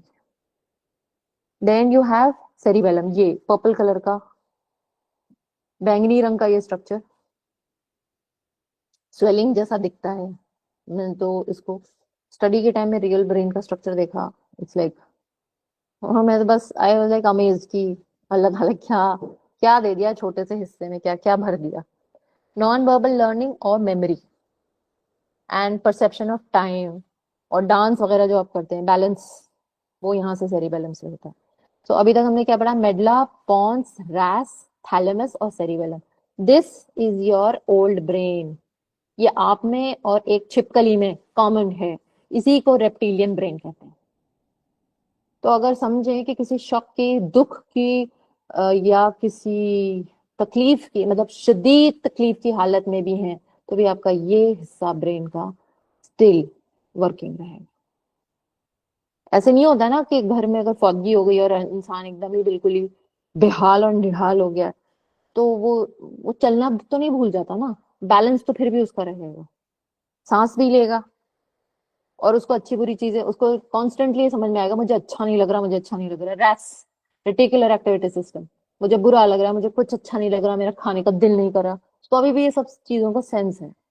या उसको ये पता है कि अगर खातून है तो उनको पता है कि मैंने सर ढकना है, मैंने पर्दा करना है, मैंने फलाने की, she is devastated but still she is aware of certain things. उनको नींद नहीं आ रही है, इसकी अवेयरनेस उनके अंदर है कि रात का वक्त हो गया, मुझे सो जाना चाहिए, लेकिन मुझे नींद नहीं आ रही। तो certain systems are still working. So this is old brain. Now we come to अपने मतलब का हिस्सा, which is the limbic system. यहाँ पे लिम्बिक लोब करके दिखाया हुआ है। लिम्बिक सिस्टम में बेसिकली 4 चीजें हैं। अमिगडला, अभी मैं आगे आपको दिखा देती हूँ। हाइपोथैलेमस, पोजीशन बस यहाँ से देख लीजिए, उसके बाद मैं दिखाती हूँ। ये रहा थैलेमस, पिंक कलर का जो मैंने दिखाया था, डार्क पिंक कलर का, मजेंटा रंग का। इसके ठीक नीचे लाल हिस्सा है, क्योंकि ये नीचे की तरफ है, हाइपो पोजिशन पे है। ऊपर होता तो हाइपर पोजिशन पे होता, नीचे की तरफ है, हाइपो पोजिशन पर है, इसलिए इसको हाइपोथैलेमस कहते हैं। फिर ये रही ग्रीन कलर की जो ग्लैंड है, छोटी सी, पी साइज, मटर के दाने की साइज की होती है, एक्चुअली मटर के दाने की साइज की होती है। इसको कहते हैं पिट्यूटरी। ये ग्लैंड मास्टर ग्लैंड है बॉडी की। जितनी आपकी बॉडी में ग्लैंड्स हैं, जितने न्यूरो ट्रांसमीटर्स हैं, हॉर्मोन्स हैं, जो भी आपका एक ये जो लाइटनिंग के स्पीड से जो आपका सेंटर काम कर रहा है कि मैं बोल रही हूँ और आप फटाफट समझ रहे हो, और इस बीच में आपको बहुत सारी और भी चीजें, अपनी हाजात, अपने हालात, ठंड, गर्मी, सर्दी, और दीगर इमोशंस अपने सब समझ में आ रहे हैं। सबको कंट्रोल करने वाली ये ग्लैंड है मास्टर ग्लैंड पिट्यूटरी। बहुत छोटी सी होती है ये। देन और हिप्पोकैम्पस, मैं अगली स्लाइड में आपको दिखा देती हूँ। अच्छा, अब उसकी डिटेल्स में हम जाते हैं, उससे पहले दिस इज, ये एक्चुअली लिम्बिक सिस्टम को कहते हैं बॉर्डर रीजन है। ओल्ड ब्रेन तो मैंने भी आपको समझा दिया, ये ओल्ड ब्रेन था। न्यू ब्रेन हो गए, ये 4 लोब्स का न्यू ब्रेन होता है। Frontal, parietal, occipital. ये सेंस ऑफ विजन, मतलब आप चीजों को देख सकते हैं, देख के पहचान लेते हैं, या उससे रिलेटेड जितना फंक्शन है। ये जो गर्दन के पीछे का एक हिस्सा है ना, जहां बाल खत्म हो रहे हैं ऑलमोस्ट, और सडनली उछाल आ रहा है, और इससे लगता है कि सीधे सीधे जाते जाते एकदम से पीछे की तरफ से बल्ज किया है स्कल, वो हिस्सा है ऑक्सीपिटल लोब का। यानी यहाँ पर आपकी विजन की सारी जो फंक्शंस हैं वो इस हिस्से से परफॉर्म होते हैं। और ये रहा temporal lobe, orange colour. Pituitary gland के पीछे की तरफ अगर देखेंगे तो ये टेम्पोरल लोब है। टेम्पोरल लोब कान के पीछे का हिस्सा है। इट्स नॉट कनपटी, इट्स कान के पीछे का हिस्सा जहाँ बाल नहीं है। यहाँ पर आपका हियरिंग का पूरा सेंटर है। अच्छा, ये आधा हिस्सा है ब्रेन का। यानी इस तरह के ये स्ट्रक्चर ब्रेन, आपके सर को अगर बीच से नाक नाक से की तरफ से अगर काटे कि दोनों दो हिस्से, चेहरा जो है वो 2 हिस्सों में बढ़ जाए वर्टिकली, तो आधा हिस्सा ऐसे दिखेगा। That means this is in 2 parts, left hemisphere and right hemisphere. तो मोटा मोटी ब्रेन आपको समझ में आ गया। Now will come to limbic system, जो हमारे लिए इस वक्त सबसे इंपॉर्टेंट है। If you remember this slide, I said brain has many parts, but we will be looking at 2 parts, the thinking brain and the emotional brain. Emotional brain he limbic system है। ये रहा आपका limbic system. और अपने माथे पे जब हम हाथ रख करके फर्जों के बाद आयतल कुर्सी पढ़ते हैं, दैट इज द कॉर्टेक्स का एरिया, यानी न्यू ब्रेन। और मैंने यहाँ पर आपको देखिए पिछली स्लाइड में दिखाया, यहाँ फ्रंटल लोब है, फ्रंटल लोब ये पूरा। और अब यहाँ देखें, ये रहा आपका फ्रंटल लोब में प्री फ्रंटल कॉर्टेक्स। काफी बड़ा हिस्सा होता है। अगर ब्रेन को आप देखोगे ना, तो 85% of the brain is the new brain. ये जो कॉम्प्लेक्स 4 लोब्स हैं, ये दे फॉर्म 85%। इसका मतलब ये जो है ना, वो बहुत छोटा सा हिस्सा है। इसमें प्रोपोर्शन सही नहीं दिखाया गया है, that's why I didn't use it for further studies. 85% of the grey matter, जो नया हिस्सा है, जो इंसान को इंसान बनाता है, that is your new brain, या इसको कहते हैं सेरिब्रल कॉर्टेक्स। और तकरीबन 20 बिलियन, 20 बिलियन न्यूरॉन्स होते हैं सिर्फ इससे। It's a very very big number. Okay, so अब यहाँ पर देखें, ये देखें 85%, ये जो ऐसे सल्साए और जायराए दिख रहे हैं ना, मतलब ऐसे, ये जो खास किस्म का ब्रेन का स्ट्रक्चर होता है ना, ये this is your new brain. और ये जो यहाँ दिख रहा है, ये हिस्सा, this is the limbic system. और ये वाला ओल्ड ब्रेन। तो बेसिकली ओल्ड ब्रेन और न्यू ब्रेन के ठीक बीच में बॉर्डर के हिस्से पर आपका लिम्बिक सिस्टम। ठीक है, अच्छा इसमें हमने बात की ये रे, अब यहाँ पर स्ट्रक्चर में समझिए पिट्यूटरी की ये जगह हो गई, ये पिट्यूटरी है, यहाँ ये छोटी सी, देखिए एकदम छोटी सी मटर के दाने जैसे, ये हो गया। इसके ऊपर जो एक सर्कुलर स्ट्रक्चर यहाँ दिख रहा है, मैं हटा रही हूँ कर्सर, इसको देखिए, दिस इज अमिगडाला। अपना अगर आप, अच्छा अब मैं आपको स्ट्रक्चरली समझा देती हूँ। अपना सीधा हाथ रखें, सीधा या उल्टा जो भी आप हाथ यूज करते हैं, डजेंट मैटर। अंगूठे को अंदर हथेली की तरफ घुमाएं और ऊपर से उंगलियों को कवर कर लें। This is the position of your limbic system inside the brain. तो जो बाहर से उंगलियां हैं ये कॉर्टेक्स का हिस्सा हो गया, और अंदर जो ये आपका अंगूठा मुड़ा हुआ है इतना हो गया ये limbic system. This is how the structure is that clear? यहां तक समझ आया? I know it is a little technical but I am trying my best. Okay, अब फटाफट इसका देखो, यहाँ पर क्विक रिवीजन। ब्रेन स्टेम, ये रही अमिगडाला। अमिगडाला को याद रखिएगा, वेरी वेरी इंपॉर्टेंट। पिट्यूटरी मैंने बता दिया मास्टर ग्लैंड है। थैलेमस, अभी हमने देखा था थैलेमस हमारे काम की चीज नहीं है, हमारे काम की चीज है हाइपोथैलेमस, क्योंकि थैलेमस ओल्ड ब्रेन का हिस्सा है। हाइपोथैलेमस जो थैलेमस के नीचे है, एक्चुअली अगर आप ब्रेन को काट के देखोगे ना तो आपको थैलेमस हटाना पड़ेगा हाइपोथैलेमस को देखने के लिए। नीचे का हिस्सा ये देखें, नीचे ब्लू, ये reddish, I go back here, ये था रेडिश, ये वाला हिस्सा, ये लोकेटेड हियर। तो आपको हाइपोथैलेमस समझ में आएगा। अच्छा, थैलेमस क्या काम करता था आपको याद होगा, सेंसरी इंफॉर्मेशन ले रहा है। अंडाकार था, सेंसरी इंफॉर्मेशन ले रहा है, seeing, hearing, touch, taste, smell, sensory information ले रहा है। हाइपोथैलेमस क्या कर रहा है, पूरी बॉडी को स्टडी रख रहा है। आप बैठने की कोशिश करते हो तो आप करीने से बैठ पाते हो, आपकी बॉडी टेम्परेचर को रेगुलेट कर रहा है। सर्केडियन रिदम, सुबह उठे हैं, मतलब सुबह सूरज उगने के साथ बॉडी को फीलिंग हुई है कि हाँ अब उठो, बिस्तर से उठो, काम पर स्टार्ट करो। दिस बॉडी एक्टिव मोड में, अगर अगर आप जबरदस्ती उस वक्त बिस्तर पे पड़े भी रहोगे ना तो प्रॉपर नींद नहीं आने वाली आपको, क्योंकि बॉडी के अंदर की जो क्लॉक है, जो बायोलॉजिकल क्लॉक है, that is called circadian rhythm, that is under play. उस क्लॉक को ऑपरेट करता है हाइपोथैलेमस। भूख लग गई है, उठे हैं ना सुबह, तो पेट में से गुड़गुड़ गुड़गुड़ हो रही है, पानी लाओ यार, या फिर कुछ चाय दो, जो भी आप खाते हो, दैट फीलिंग, हाइपोथैलेमस। आपकी, आपने सडनली एक सांप अपनी टेबल के नीचे रेंगता हुआ देखा, या मैं सडनली अभी चिल्ला पड़ू ना, आपके पेट में अजीब सी फीलिंग होगी, you be like what is wrong with this girl. तो वो एक सडन रश ऑफ हॉर्मोन्स, मतलब कोई अगर चीखा है, सो द ओनली ऑप्शन कि वो चीखा है इज क्या हुआ, कुछ गलत हो गया, कुछ कुछ गड़बड़ है। ये जो एकदम लाइटनिंग की स्पीड से आपकी बॉडी ने अंदर से आपको एक रिएक्शन दी, आप वो सांप देख करके आपने रिएक्ट किया, या आप ड्राइव करो सडनली गाड़ी के सामने कोई आ गया और आपने मतलब हड़बड़ाहट में ब्रेक लगाए हैं कि आपको पता भी नहीं कि लगेंगे कि नहीं लगेंगे, and the butterflies that you have in your stomach, आप सोचो फ्रैक्शन ऑफ अ सेकंड में आपको ये रिस्पॉन्स आ रहा है बॉडी से। वो कहाँ से ओरिजिनेट हो रहा है, हाइपोथैलेमस। क्यों? क्योंकि हाइपोथैलेमस एक और सिस्टम है, एंडोक्राइन सिस्टम, उसको कंट्रोल करता है, और पिट्यूटरी को बोलता है कि भाई अब इस चीज की जरूरत हो गई, जल्दी से निकाल के दे ये। पिट्यूटरी को गवर्न करता है hypothalamus, is such an important organ. और जैसे अब मैं सेशन करके चुकूंगी, और मुझे अगर अगर पॉजिटिव फीडबैक आया या मुझे इंटरेक्टिव सेशन मिला, so I have this feeling of reward, वाह वाह मैंने क्या काम किया, बहुत बढ़िया, बहुत मजा आया, मस्त सेशन हुआ।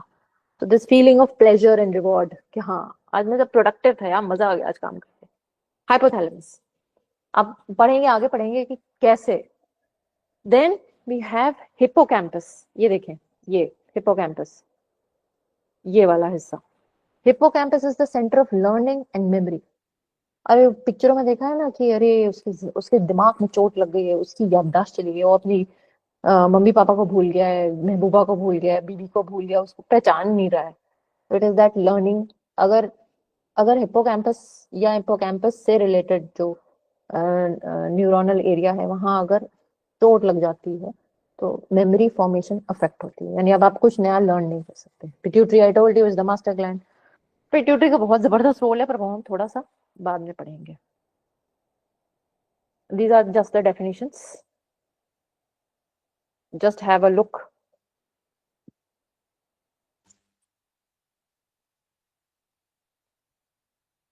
ओके अब इसमें सबसे इंपॉर्टेंट जो चीज थी जिसको मैंने जान के छोड़ दिया, ये अंगूठा जो अपने हाथ के अंदर आपने उंगलियों के पीछे दबाया था, वापस से इसको दबाएं और अब खोलें इसे, और खोल के अपने अंगूठे के नाखून की तरफ देखें। बस इसी साइज का होता है आपका अमिगडाला, जितना आपका नाखून है। और ये जो आपने बंद किया था ना, इसी साइज का आपका लिम्बिक सिस्टम है। जो आपकी हथेली का साइज है वही आपके लिम्बिक सिस्टम का साइज है। ये अल्लाह की कुदरत है। This is stark reality. जब हमको पहली बार पढ़ाया गया हमारे उस्तादों से, I was like so amazed, so overwhelmed. अच्छा भाई इतने बड़े ब्रेन में बस इतना सही दिमाग है मेरा। तो लिम्बिक सिस्टम एज एन, और ये जो आपके अंगूठे का जो नाखून है, I am specifically mentioning thumb, अंगूठा, अंगूठे के जो नाखून का साइज है बस इतना ही बड़ा आपका अमिगडाला है। What does amygdala do? It's that small part of the brain that detects and responds to fear, anxiety or danger. ये एक्चुअली आपका रडार सिस्टम है। इसका हर वक्त का बस एक काम है, कोई खतरा तो नहीं आ गया, कोई मुश्किल तो नहीं पेश होगी, किसी चीज से कोई डर तो नहीं हो रहा है। और बस ये क्या करता है ना, ये हर वक्त बैठे रहता है कि कुछ हो और ये अलर्ट जारी कर दे। इसीलिए आपने देखा होगा घर के कुछ ऐसे मेंबर्स हैं, या शायद दोस्तों में कोई ऐसे मेंबर्स हैं, या ऑफिस में कुछ ऐसे लोग हैं, हर वक्त हाइपर। डरने की बात हो ना हो, टेंशन की बात हो ना हो, बस उन्होंने हाइपर ही रहना था, क्योंकि उन्होंने अपने अमिगडाला को वैसे ही ट्रेन कर रखा है। बस हर चीज पे अमिगडाला ने रिएक्ट करना होता है। और जैसे, अच्छा अमिगडाला की ये खासियत होती है, अगर अमिगडाला ने एक अलर्ट सिग्नल दे दिया और वो कॉन्स्टेंटली, मतलब उसकी लाल बत्ती कॉन्स्टेंटली जल रही है, मुश्किल है, परेशानी है, डर है, मुसीबत आ गई, मुसीबत आ गई, देन व्हाट हैपेंस, आपका जो ये हिस्सा है ना, frontal cortex, this will say okay, मुश्किल है, परेशानी आ गई है। तो ये क्या होता है, ये ऑलमोस्ट शट डाउन मोड में चला जाता है, क्योंकि अमिगडाला ने तमाम जहन पर, यानी आपके कमांड सेंटर पर जो आपका ब्रेन है और आपकी बॉडी पर इमरजेंसी नाफिज कर दी है। यहां तक am I clear? Are you guys with me? Okay ma'am, एक सवाल कर सकती हूँ यहाँ पे? बस एक सेकेंड, मैं इसको पूरा ही कर लूं तब आप करिए। Okay. So this is a centre which is constantly just judging you. अच्छा, बच्चे जो होते हैं ना, बहुत छोटे बच्चे स्पेशली, जिनका ब्रेन डेवलपमेंट कंप्लीट नहीं हुआ है, जो बहुत नौजायदा है, 1-2 साल के बच्चे, उसके सामने आप कोई भी चीज रख देंगे तो उसको फियर फैक्टर नहीं होता है। नेचुरली अल्लाह के घर से फियर फैक्टर लेके नहीं आता बच्चा। माँ बताएगी उसको, यहाँ मत जाना, इसे मत छूना, ये नहीं करना, वो नहीं करना, या वो पिट रहा है कॉन्स्टेंटली, या उसको कोई रेब्यूकिंग हो रही है, मतलब उसको कोई ऐसा फीडबैक जा रहा है लगातार जिसकी वजह से उसके अंदर वो फियर डेवलप हो रहा है। उस वक्त हो क्या रहा है, अमिगडाला तो उसके अंदर है नहीं, तो क्योंकि अमिगडाला नहीं है तो वो नेचुरल सेंसिंग उसकी नहीं चल रही है। Over a period of time माए जब ट्रेन करती हैं, या बाप या घर की औरतें या घर के फर्द जब बच्चों को ट्रेन, स्पेशली टीचर्स, जो पेरेंट्स या जो घर वाले जो होते हैं, जो किंडरगार्टन में या क्रैश में या डे केयर में या नैनी के हाथों, नौकरानी के पास छोड़ करके बच्चों को चले जाते हैं, आपने देखा उनके खास किस्म के बिहेवियर्स होते हैं। उसके बिहेवियर की वजह ही ये है, the child has been trained on certain things which were not even required। डराना उसमें से एक बहुत बड़ा हथियार। सवाल पूछोगे मार पड़ेगी, काम उन मर्जी का नहीं होगा मार पड़ेगी।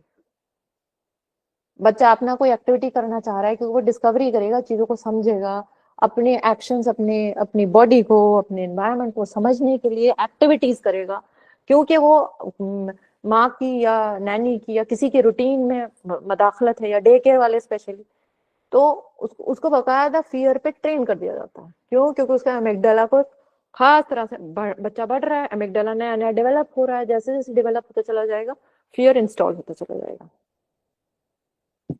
तो अमिगडाला एक्चुअली हम इसको कहते हैं कि मतलब ब्रेन हाईजैक भी कर लेता है। अमिगडाला इमोशनल हाईजैकिंग करता है, तो amygdala hijack is an actual term. अगर आप गूगल करोगे तो आपको बहुत सारी ब्रेन की केमिस्ट्री समझ में आएगी। तो अभी तक देखिए, see now we are able to actually, अब कॉग्निटिव सेंस समझ में आ रहा है, कॉग्निशन कर रहे हैं हम कि जो आप फील कर रहे हो, जो आप दिन भर देखते हो, फील करते हो, रिएक्ट करते हो, उसके पीछे बकायदा एक केमिस्ट्री काम कर रही है। अल्लाह ताला कहते हैं ना कि इंसान को उससे बनाया, मतलब एक जगह मुझे एग्जैक्टली वर्ड्स याद नहीं है, somebody please help me out, कि there is some form of water जिससे इंसान को बनाया गया। This is nothing but water. हम अगर इसकी और डिटेल्ड आप इसकी एनाटॉमिकल स्टडी, फिजियोलॉजिकल स्टडी में जाएंगे तो गोश्त के लो उससे क्या गंदे खून से बनाया, गंदा खून।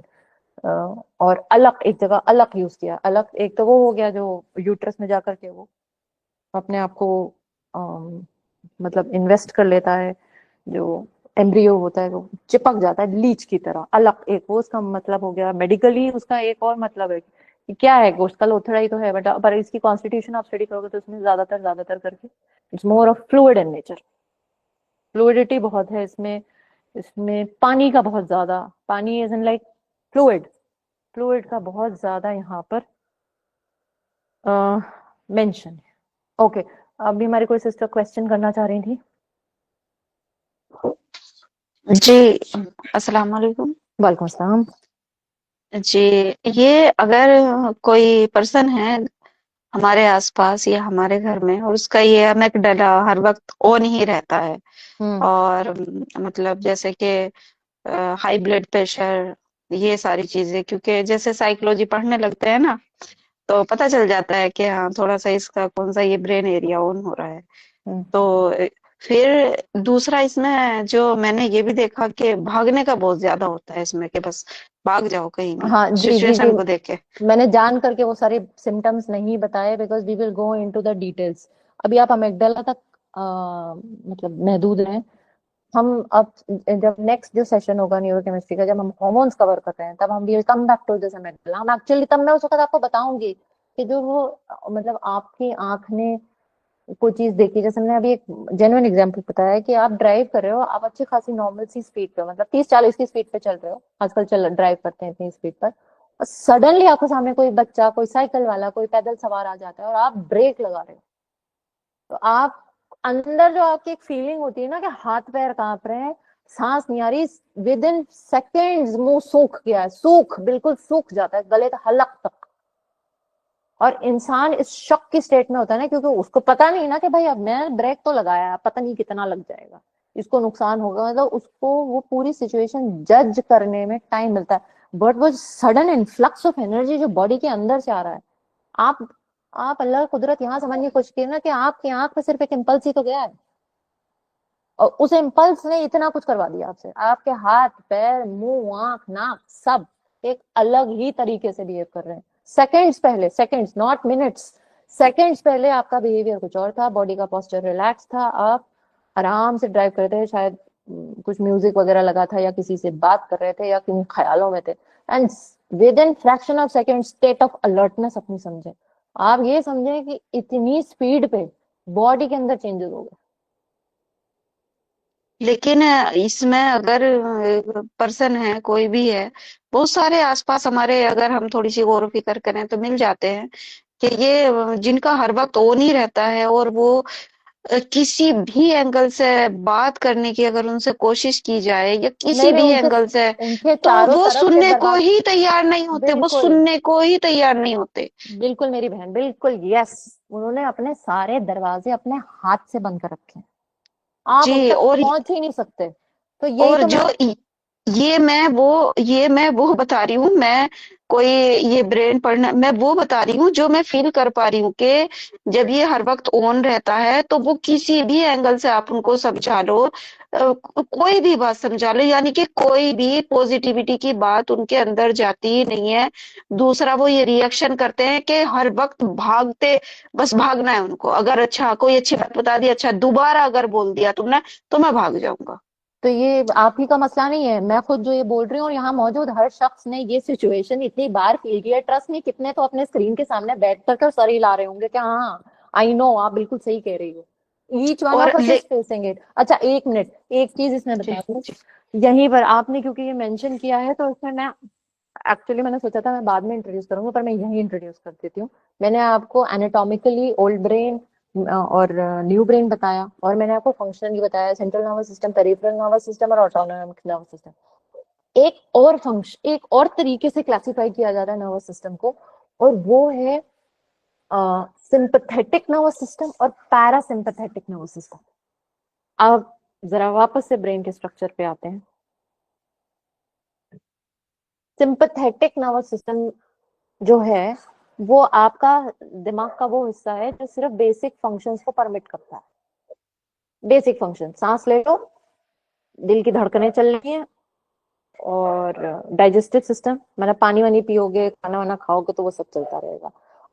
और बेसिक फंक्शंस क्या हुआ है कि भाई अगर इसको अचानक किसी मुसीबत का सामना हो गया तो ये अपनी जान बचा सके, अपनी जिंदगी बचा सके, यानी फाइट और फ्लाइट का जो सिस्टम।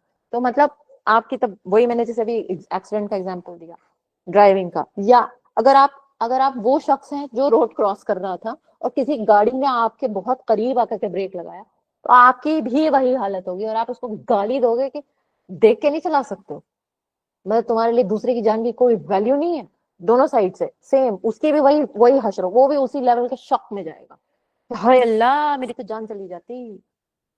दैट, वहां पर भी फिर भी आप वहां से अगर एक्सीडेंट की साइड से आप उठोगे, लोग आएंगे आपको उठाएंगे, आप शॉक की स्टेट में जरूर हो, तो सबसे पहले दिखाएंगे देखो देखो हाथ पैर चला के देखो सब सही है, सब चल रहा है, हम मुड़ रहे हैं, देखो मुड़ रहा है, सब दिख रहा है, पहचान रहे हो, आवाजें आ रही हैं। So everybody is asking you lot of questions and you are responding, यानी बेसिक सिस्टम तब भी काम कर रहा है।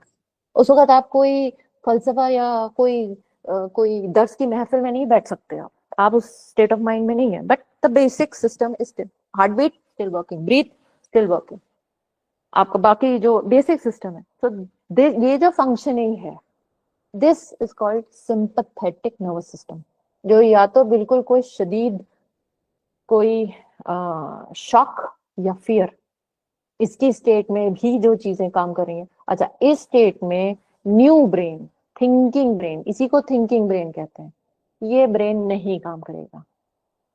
ये ब्रेन को तुरंत एक इम्पल्स जाएगी कि भाई तेरे ऊपर एनर्जी नहीं जाया कर सकते, तो बहुत हमारी एनर्जी, आपको पता ही होगा कि ब्रेन जो है उसकी गजा ऑक्सीजन और ग्लूकोज होता है, तो जितना ग्लूकोज है बॉडी में, मैं बताऊंगी कि कैसे रीडायरेक्ट होता है, टोटल ग्लूकोज रीडायरेक्ट कर दी जाती है लिम्स की तरफ, हाथ और पैर की तरफ। इसीलिए उस वक्त इंसान शॉक की हालत में होता है, जहां खड़ा है वहां खड़ा है, जहां बैठ गया वहां बैठ गया, लोग कह रहे हैं उनको तक रहा है, कोई रिस्पॉन्स नहीं, क्योंकि वो सोच ही नहीं पा रहा।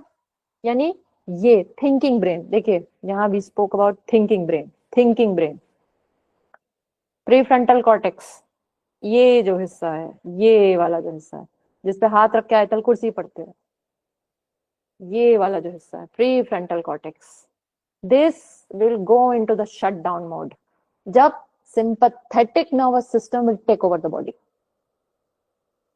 और ये कमांड जाता है, ये आपकी पिट्यूटरी से ही कमांड जाएगा कि पैरासिम्पैथेटिक ऑफ, सिंपैथेटिक ऑन, ये कमांड जाता है, तो पूरी बॉडी अलाइनमेंट में काम करती है, मास्टर ग्लैंड के अलाइनमेंट में काम करेगी। पैरासिम्पैथेटिक क्या है, आप और मैं ये सेशन ले रहे हैं, हम रिलैक्स हैं, हम बातें कर रहे हैं, हम सोच रहे हैं कि फलाने ने ऐसा बिहेवियर किया, मैंने उससे बात करने की कोशिश की, उसने मेरे मतलब शंट कर दिया मुझे, मेरी कोई बात नहीं सुनी, मैंने बहुत कोशिश की उसको समझाने की, this is thinking activities going on. नबी अल इस्लाम का सिंपैथेटिक नर्वस सिस्टम और पैरासिम्पैथेटिक, फिरंगियों ने यहाँ तक कोशिश की है, आपको शायद पता होगा, आप में से बहुत सारे लोगों को कि उन्होंने नबी अल इस्लाम के जो रोजा मुबारक है उसको अंदर ही अंदर खोदने की कोशिश की। अब उसके पीछे क्या था, because they wanted to study his body, क्योंकि मुसलमान तो कहते हैं ना कि वो जिंदा है हमारे लिए, उनकी बॉडी प्रिजर्व्ड है, इसीलिए उन्होंने अंदर ही अंदर खोदने की कोशिश की थी कि भाई किसी तरह से बॉडी हाथ आ जाए।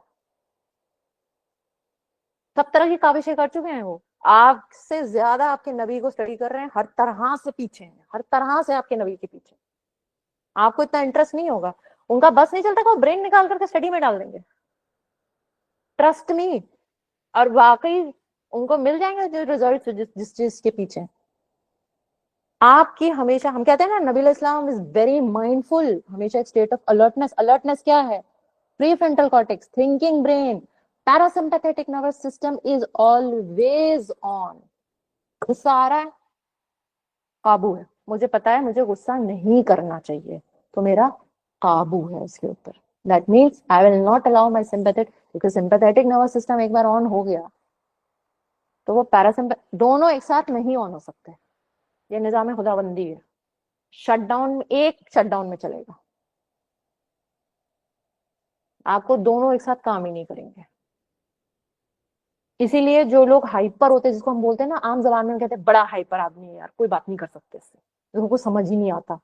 उसके साथ क्या है, उसके बॉडी ने कोई तो उसको ऐसा सिग्नल इंटरनली दे दिया है कि उसका प्री फ्रंटल कॉर्टेक्स काम नहीं कर रहा है।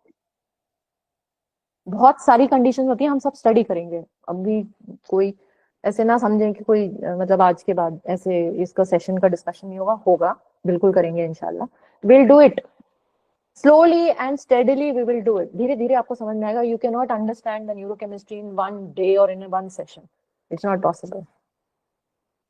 ओके, तो अब बस I think I wanted to cover this, but like, ठीक है, okay, I'll close it at this. So, PFC या prefrontal cortex is the center of consciousness. आप हाजिर हैं, मौजूद हैं सिचुएशन में, जहनी तौर पे पूरी तरह से हाजिर हैं, लॉजिक काम कर रहा है, आप सोच सकते हैं, और आप मेमोरी की हालत में भी हैं। इसको पूरे को कंट्रोल करने का काम है प्रीफ्रंटल कॉर्टेक्स, थिंकिंग ब्रेन। अभी थोड़ी देर पहले हमने इमोशनल ब्रेन स्ट्रक्चर पढ़ा है। थिंकिंग ब्रेन का फंक्शन क्या है? मेंटल एबिलिटी को कारगर तरीके से इस्तेमाल करना, यह है थिंकिंग ब्रेन का फंक्शन। ठीक है, अब ये देखिए बेसिक फंक्शनिंग क्या हुई, ईटिंग, स्लीपिंग, ब्रीदिंग। अब क्या हुआ, एक इवेंट हुआ, स्टिमुलस गया आंख में, आंख से कहाँ गया, हाइपोथैलेमस में, थैलेमस गया, थैलेमस से हाइपोथैलेमस में, और उसके नतीजे में क्या होगा, या तो लिम्बिक सिस्टम टेक ओवर कर लेगा, यानी एमिगडाला टेक ओवर करेगा, कोई फीलिंग जनरेट होगी, आपने कुछ जो भी देखा, आपका फीलिंग जनरेट हुई, अच्छी बुरी कोई तो फीलिंग जनरेट हुई। इस फीलिंग के जनरेशन से या तो थॉट प्रोसेस ऑन होगी, और वो इन टर्न कुछ, मतलब आपने कुछ देखा, उससे आपकी थॉट प्रोसेस ऑन हुई, और शायद उन थॉट्स ने वापस आपको फीलिंग्स की तरफ ढकेल दिया, और ये cycle it goes on and on and on. और या तो आपने क्या किया, आपने इवेंट हुआ, आपको उस आपके लिम्बिक सिस्टम ने परसीव किया, पहला स्टिमुलस जो है वो लिम्बिक सिस्टम के अंदर ही जा रहा है, ओल्ड ब्रेन में जाता है, ओल्ड ब्रेन से लिम्बिक सिस्टम को जा रहा है, लिम्बिक सिस्टम में फीलिंग जनरेट हुई क्योंकि उसने किसी पुरानी मेमोरी को रिकॉल कराया, और उससे क्या हुआ, उसको थॉट प्रोसेस आई। अब जो मुसल्लिम ईमान वाला होगा, यानी मुसलमान होगा, वो क्या करेगा, इस थॉट प्रोसेस से, कहाँ पड़ा था थॉट, कहाँ पड़ा था ना थॉट, ऑर्गेनाइज और रीऑर्गेनाइज करेगा पिछली लर्निंग को, जो वो मेमोरी यानी हिप्पोकैम्पस, हाँ hippocampus, right, learning and centre, hippocampus से जो थॉट उसने उठाई है उसको उठाएगा और यूटिलाइज करेगा करंट सिचुएशन।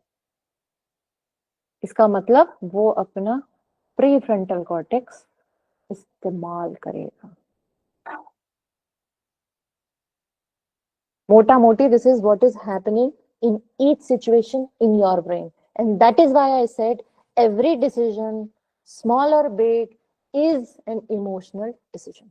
आपकी पर्सनैलिटी और किस तरह से आपने अपने आप को ट्रेन किया हुआ है, उस पर डिपेंड करता है कि आप किस तरह से अपने फैसले की नौयत को पहुंचाएंगे।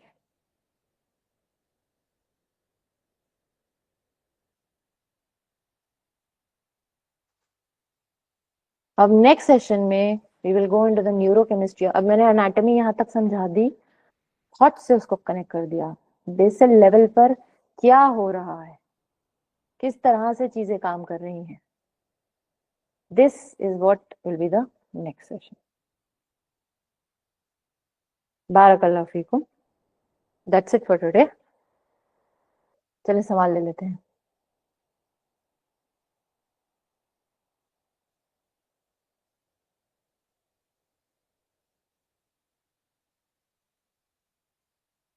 अबरारुल हक का सवाल है, autonomic nervous system is not under our control. जी भाई, it is not at all under your control, it is actually सब चीज अल्लाह के कंट्रोल में है, बट ऑटोनॉमिक नर्वस सिस्टम पर से किसी भी लेवल पर इंसान के कंट्रोल में नहीं।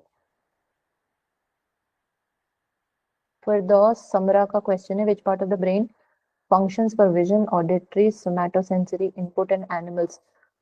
माय डियर सिस्टर, आपके जो टर्म्स हैं वो ये बता रहे हैं कि you have quite a good knowledge of this, so we can have a chat sometime. क्या ये पॉसिबल है क्या अबरारुल भाई? क्या? अस्सलाम वालेकुम रहमतुल्लाहि व वालेकुम बरकातहू। अस्सलाम, वालेकुम अस्सलाम। ये आपने जो ऑटोनॉमिक ब्रेन के बारे में बताया ना, सिस्टम के बारे में, सॉरी, हम्म ये क्योंकि ये तो अपने कंट्रोल में है नहीं। हम्म अब ये जानना चाह रहे थे कि जैसे अब कुछ ह्यूमंस के बारे में सुनते हैं, जैसे सूफीज हो गए या मॉन्क्स हो गए, ठीक है ना, इनको लाइक एक काइंड ऑफ सुपीरियरिटी मिल जाती है अपने माइंड के कंट्रोल के ऊपर, राइट? तो हम्म क्या ये उस सिस्टम को भी यानी कंट्रोल करना सीख जाते हैं, लाइक ये क्या पॉसिबल है उनके लिए? Not at all. Not at all. The laws are same and simple and plain for everybody. यही तो, this is the beauty of our Rabb. Only thing is they can they have a sense of functioning of their own brain. जैसे हम अभी बिल्कुल ही unaware हैं. By the time I finish neurochemistry, you will be very much aware of yourself.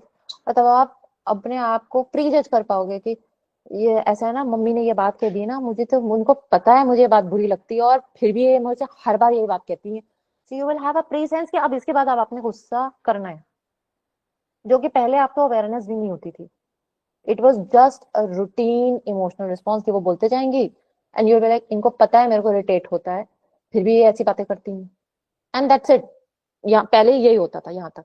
अब क्या होगा ना, जब आप अपनी न्यूरोकेमिस्ट्री समझने लगोगे तो फिर आपको ये होगा कि अब इस भैया ये जो है ना, ये चुप होंगी नहीं, ये बोलती जाएंगी और फिर मुझे गुस्सा आएगा और फिर वही कहा सुनी हो जाएगी, लिहाजा उठो अबरार, चलो बाहर चलते हैं। This is the sense of control. फिर जब ये स्टेज अचीव कर लोगे, आगे की पढ़ाई करोगे, आप और चीजें सीखोगे, फिर एक और पीछे की स्टेज आपको सेंस ऑफ कंट्रोल अचीव होता चला जाएगा अपने ऊपर। एक्चुअली मैं आज मैं ये चीज करना चाह रही थी, मैं बताना चाह रही थी। फॉर इंस्टेंस, हाँ, अगर मैं कहूँ अबरार आपने एप्पल देखा है? हम्म, जवाब दीजिए। जी जी, देखा है। अच्छा, तो जब मैंने आपको एप्पल देखा है बोला, तो आपके दिमाग में APPLE एप्पल आया था? ये आपकी मेंटल पिक्चर क्या बनी थी, मेंटल इमेज या मेंटल मल्टीपल, एप्पल के क्या? नाम से तो मल्टीपल पिक्चर्स बन जाएंगे ना। हाँ, तो क्या बनी? लाल रंग का सेब दिखाई पड़ा ना? लाइक लाल रंग का सेब हो गया या आईफोन का सेब हो गया। हाँ मल्टीपल ठीक है, पिक्चर्स बन जाएंगे, राइट? चले जी चले जी जी, चले, बढ़िया बढ़िया, मेरा काम आसान कर दिया। एप्पल की स्पेलिंग तो नहीं आई ना सही। किसी भी जबान में? न, नहीं नहीं नहीं, एक एक इमेज आई, एक जैसे इमेज कि है या मैं, ऑब्जेक्ट है जी? हाँ यस, एक इमेज आया, चाहे किसी का लोगो आया हो, चाहे लाल रंग का सेब आया हो, चाहे कटा हुआ सेब आया हो, चाहे सेब की चाट सामने आई हो प्लेट में रखी हुई, जिसको भी जो भी पसंद है, या सेब का सर। मुरब्बा सामने आया, it is some kind of a picture. That's how the brain thinks. Hmm जब आप छोटे थे ना और पहली बार आपने एप्पल देखा था, जब आपको पता नहीं था, जब आपने उसको छू रहे थे, आप बस उसको पकड़ रहे थे, आपको तो मेमोरी भी नहीं होगी, अम्मा ने आपके आकर के बताया था बेटा ये, तो आपने पूछा क्या है, तो अम्मा सेड सेब है, and she would keep repeating सेब है, ये एप्पल है, ये सेब है। आपके टीचर ने भी आपके साथ ये किया। तो एक्चुअली जब वो ये कर रहे थे, तो उन्होंने आपके दिमाग में बकायदा एक लाइटनिंग रिस्पॉन्स था, एक थ्रेड बन रहा था, और उसके बाद से आप जब भी सेब देखते हो, बोलते हो, कम्युनिकेट करते हो, चाहे लोगो ही देख लो, तो एक वही लाइटनिंग रिस्पॉन्स जो बचपन में बना था, उसी में से बार बार बिजली दौड़ती है, बार बार उसमें बिजली दौड़ती है। So now come back to your question. Okay. पूछे फिर से, वही सवाल पूछे अपना। जी, यही कि मतलब जो हाईली एनलाइटेंड काइंड ऑफ जो पीपल्स होते हैं, क्या वो इसको कंट्रोल करना सीख जाते हैं? क्योंकि अक्सर अगर उनके बारे में जैसे जब मल्टीपल सूफीज के बारे में पढ़िए या फिर लक्षण नबियों के बारे में पढ़िए, उनसे तो ज़्यादा कोई एनलाइटेड होता नहीं है, राइट? तो उनके जो लेट्स कुछ इस तरह के कारनामे हैं जो कि लगता ही नहीं कि लाइक इस लेवल के होंगे, ठीक है ना, तो हमें लगता है कि अगर वो उस ब्रेन को कंट्रोल कर सकते हैं लेटर ऑन, तो मे भी शायद। इसमें मतलब अच्छा, एक वही चीज मैं और बताने समझ में नहीं वही आ मैं रही है। बताने जा रही हूँ वही मैं बताने जा जी रही हूँ जी। तो वो कंट्रोल नहीं कर रहे हम्म हैं। जितनी उनकी हम्म नॉलेज बढ़ती जा रही है उतना उनका वो न्यूरल नेटवर्क रिपीट पर रिपीट होता जा रहा है। जितनी बार उससे बिजली पास होती है वो स्ट्रांग हो जाता है। अगर एक खास किस्म के हम्म, नेटवर्क से 50,000 बार बिजली पास हुई है तो ब्रेन उसको प्रिजर्व करता है। ब्रेन को ये इंफॉर्मेशन दी जाती है कि ये बहुत इंपॉर्टेंट डेटा है, ये खोना नहीं चाहिए। ये बजाते न्यूरॉन्स की एक आप ऐसे कह लें न्यूरॉन्स की ये खासियत है। अल्लाह ने उनकी सिफ्त बनाई है जो आपके ब्रेन के अंदर है। आप जितनी इसलिए कहते हैं ना हम्म, कि इल्म रियाजी कहते हैं मैथमेटिक्स को। जितना रियाज करोगे ठीक है। उतना स्ट्रांग होता जाएगा। तो वो क्या होता है जो सूफिया होते हैं या इस तरह के जो हम्म, ऐसी जामे नबी शख्सियात होते हैं। होती हैं। हाँ हाँ, जामे शख्सियात आप इन सबको हम्म, इनको अपने अपने ब्रेन में क्या डेटा देना है और कितनी बार रिपीट करके देना है, क्योंकि उनको पता है कि वो न्यूरल नेटवर्क उतना स्ट्रांग हो जाएगा। और जितना स्ट्रांग न्यूरल नेटवर्क होगा, अभी मैंने एग्जांपल दिया था ना फर्नीचर का शोरूम या उसका ज्वेलरी का शोरूम, तो जब जब अब दिन रात आपके दिमाग पे ये बात सवार रहेगी, उसी से रिलेटेड ख्वाब आएंगे, उसी से रिलेटेड लोगों से मिलोगे। अगर कोई बंदा आपको ये बोलेगा कि फलाने से मिल लो, वो तुमने उसका भी तो ऐसे ही उसने शोरूम खोला, दौड़ के आप उसके पास जाओगे, वहां आप अपनी उसी तरह के लोगों की नेटवर्किंग बनाओगे। आपको बाकी किसी चीज में इंटरेस्ट नहीं है, आप हम्म, अपनी वो सही है। पर्टिकुलर एरिया की जो नॉलेज है वो न्यूरल नेटवर्क्स बार बार फीड कर रहे हो। आप सबने सुना होगा कि ब्रेन डिफरेंशिएट नहीं करता कि इवेंट रियल में है या इमेजिनरी है। इसीलिए अल्लाह ताला क्यों 5 वक्त की देन नमाज रखी। पहले 50 थी ना, 50 से 5 की, 5 से नीचे नहीं गए। Because you are training certain neural networks in your brain to do a बार बार particular रिमाइंड type करके। of activity। हाँ, इसलिए कहते हैं खुशू खुजू होना चाहिए, इकाम होना चाहिए, इकाम करना। हाँ, इकाम का it's very very broad term. इकामत तो सलाह करना मतलब इस्टेब्लिशमेंट। इस्टेब्लिशमेंट सबसे पहले तो आप अंदर से इस्टेब्लिश करोगे ना, तब तो जमीन पे इस्टेब्लिश होगी। So what is that doing to you? It is giving you God consciousness. आप दुनिया में चले जाते हो, फिर अल्लाह ताला कहता है अल्लाह अकबर, आजा, गॉड कॉन्शियसनेस। गाफिल नहीं होने दे रहा है आपको। यानी बार बार अल्लाह ताला कह रहा है न्यूरल नेटवर्क जो मेरे लिए बनाया है तूने, जो एक हिस्सा अपनी जिंदगी का मुझे जो दे रहा है, उसको एनफोर्स रीएनफोर्स रीएनफोर्स रीएनफोर्स करते चले जा। जितना टाइम यहाँ इन्वेस्ट करेगा उतने तेरे स्ट्रॉन्ग नेटवर्क्स बनेंगे। जितना स्ट्रॉन्ग नेटवर्क बनेगा जहन में, उतना ये दायरा तेरा वसी होता जाएगा। और फिर तेरा ब्रेन तुझे रीडायरेक्ट करेगा इन सच लाइंस ओनली।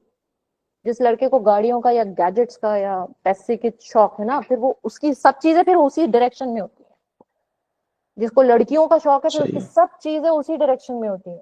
इसी तरह ये जो दीगर शख्सियात हैं, इनको अल्लाह का ज़ौक़ व शौक है, तो इनकी सब अच्छा। चीजें इसी डायरेक्शन में होंगी। आप जितना खुद को ट्रेन करते चले जाओगे, देयर इज नो लिमिट। फिर अल्लाह का एहसान तो होता ही है। I hope that answers your question. जी जी, तो मतलब इसको अगर यूं समझे कि ये जो ऑटोनॉमिक सिस्टम है ये अल्लाह के कब्जे में है, बाकी हिस्सा अल्लाह इसका ने, कंट्रोल अल्लाह ने थोड़ा सा हमको दिया है, पर उसको हमें प्रैक्टिस करना है just to connect both these sides. Okay. अच्छा, अभी यस आपने इसमें एक चीज़ और बताई कि ऑटोनॉमिक ब्रेन्स में लाइक करंट या न्यूरॉन्स के जो इलेक्ट्रिक शॉर्ट्स जनरेट होते हैं, राइट?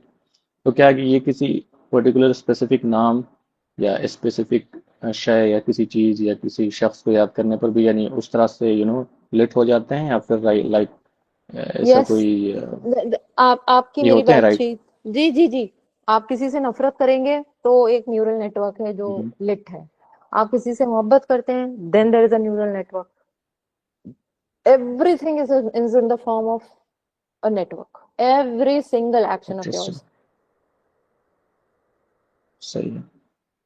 ओके।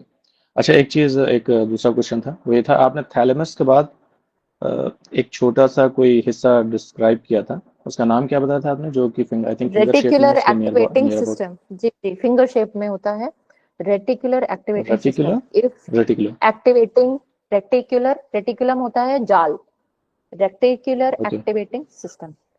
अगर मुझे डिमांड आएगी मैं फिर सिर्फ तभी इसको डिटेल में पढ़ाऊंगी, अदरवाइज मैं इसको टच करके छोड़ दूंगी।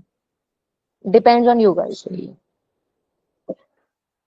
इसका कोई खास काम है लाइक हम लोगों के लिए? इसका बहुत ज्यादा खास काम है, but that depend because that will be a lot of biology, बहुत ज्यादा हो जाएगी। आई डोंट नो यहाँ नॉन साइंसेस कितने और कितने कंफर्ट लेवल पर हैं।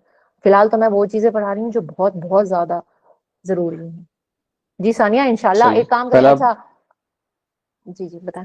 जी जी पहले आप अपना जैसे यानी सब्जेक्ट कंप्लीट कर लें, उसके बाद अगर आपको वक्त मिलता है तो बेशक उसको आप कंटिन्यू करें। नहीं भाई, it is like it will come right in the session. So now I request all of you जो यहाँ मौजूद हैं, I create a poll in the group, और मुझे पोलिंग चाहिए कि रेटिकुलर इंशाल्लाह। एक्टिवेटिंग सिस्टम पढ़ना है कि नहीं पढ़ना है, तो आप वहां पे रिस्पॉन्ड कर दीजिएगा। सही है। ओके, जज़ाकल्लाह खैर। बारकाल्लाह फीक। Any other questions? जी बाजी, ग्रुप में होमवर्क एंड एक्टिविटी कैसे दी जाएगी? जी, तो I need you guys to split into groups, जैसे मैंने पहले बताया था। आई डोंट नो कितने ग्रुप्स हैं, अपनी ग्रुप्स की डिटेल आसमा सिस्टर से शेयर कर दें ताकि मुझे पता चलेगा एक्टिविटीज कैसे करनी है। Number 1। Number 2, I need to know कि अभी तक की जो आपकी अंडरस्टैंडिंग है, मतलब जितना अभी तक समझ आया है, कितना समझ आया, नहीं समझ आया। आप कहीं और से भी ये कोर्सेज कर रहे होगे, तो एक आप एक मोटी मोटा एक एक एक इमेज सी बनी होगी कि इमोशनल इंटेलिजेंस का अगर हमने कोर्स करना है तो उसके आपके रीजंस या आपके आपके कुछ मसाइल होंगे जिनकी वजह से आप यहाँ मौजूद हो। तो एज ग्रुप बेहतर होगा, क्योंकि because I don't want anybody's personal data. तो एज ग्रुप जनरल एक लिस्टिंग उसकी बना करके तैयार रखें। Why? Because when I start hormones, उस वक्त I will be needing this kind of a data and feedback in detail. Hormone start करने से पहले हम आपको एक्टिविटीज देंगे। दोज ऑफ यू वो turn up with those activities जो आप काम करके लेके आएंगे, तो फिर मैं उन्हीं के साथ आगे वो सेशंस कंटिन्यू करूंगी। द रेस्ट ऑफ द जनता, प्लीज डोंट मिसअंडरस्टैंड मी। मैं शायद I sound harsh, but I am force to say this. अगर आप होमवर्क नहीं करके आते हो ना, और उसके ऊपर मैं सेशन भी दे रही हूँ, तो आपको मेरी बात ठीक से समझ नहीं आएगी, वो कन्वे नहीं होगी आपको। तो ये बहुत जरूरी है कि आप होमवर्क जो दिया जा रहा है उसको प्लीज करके आए। That will be a pre activity and then there will be a post activity. For instance, हमने आपको एक कुछ दिया कि कुछ टास्क आपको दिया कि आप इस तरह से मसाइल लेके आओ या अपने इश्यूज लेकर के आओ, या हमने कोई क्वेश्चन दिया और उस क्वेश्चन को आपको रिसर्च करके आना था, फिर हमने उसके ऊपर सेशन दिया। एज एन या तो रिलेटेड हार्मोन का सेशन है या रिलेटेड थेरेपी का सेशन है, साइकोलॉजी का। और उसके बाद जब आपको एक बार सेशन समझ आ गया, कंटेंट समझ में आ गया, उसके बाद पोस्ट एक्टिविटी होगी उसकी। बट ये मतलब ये तीनों चीजें आपस में रिलेटेड हैं। तो वो लोग जो एक्टिविटीज में पार्टिसिपेट नहीं करेंगे, फिर मुझे मतलब मैं फिर उनको शामिल नहीं कर पाऊंगी, क्योंकि इस तरह की लर्निंग का कोई मतलब नहीं होगा। इसलिए please note down certain things. सबसे पहले तो वो पोल आप बता देंगे ग्रुप में। दूसरा, अपनी जो रिस्पॉन्सेज हैं, क्वेश्चंस हैं, वो आप प्लीज आसमा सिस्टर से एक बार शेयर कर लीजिए। जो लोग ग्रुप के हिस्सा नहीं है और लिंक या इनवाइट से आते हैं, दोज गाइज ऑल्सो प्लीज, आपके जो फ्रेंड्स हैं जिनके थ्रू आपको ये लिंक मिलता है, उनके पास अपना रिक्वेस्ट भेज दें, तो वो आसमा सिस्टर से शेयर कर लेंगे। Reason is I have some data at hand to work on. और कोई सवाल? Otherwise I close the session.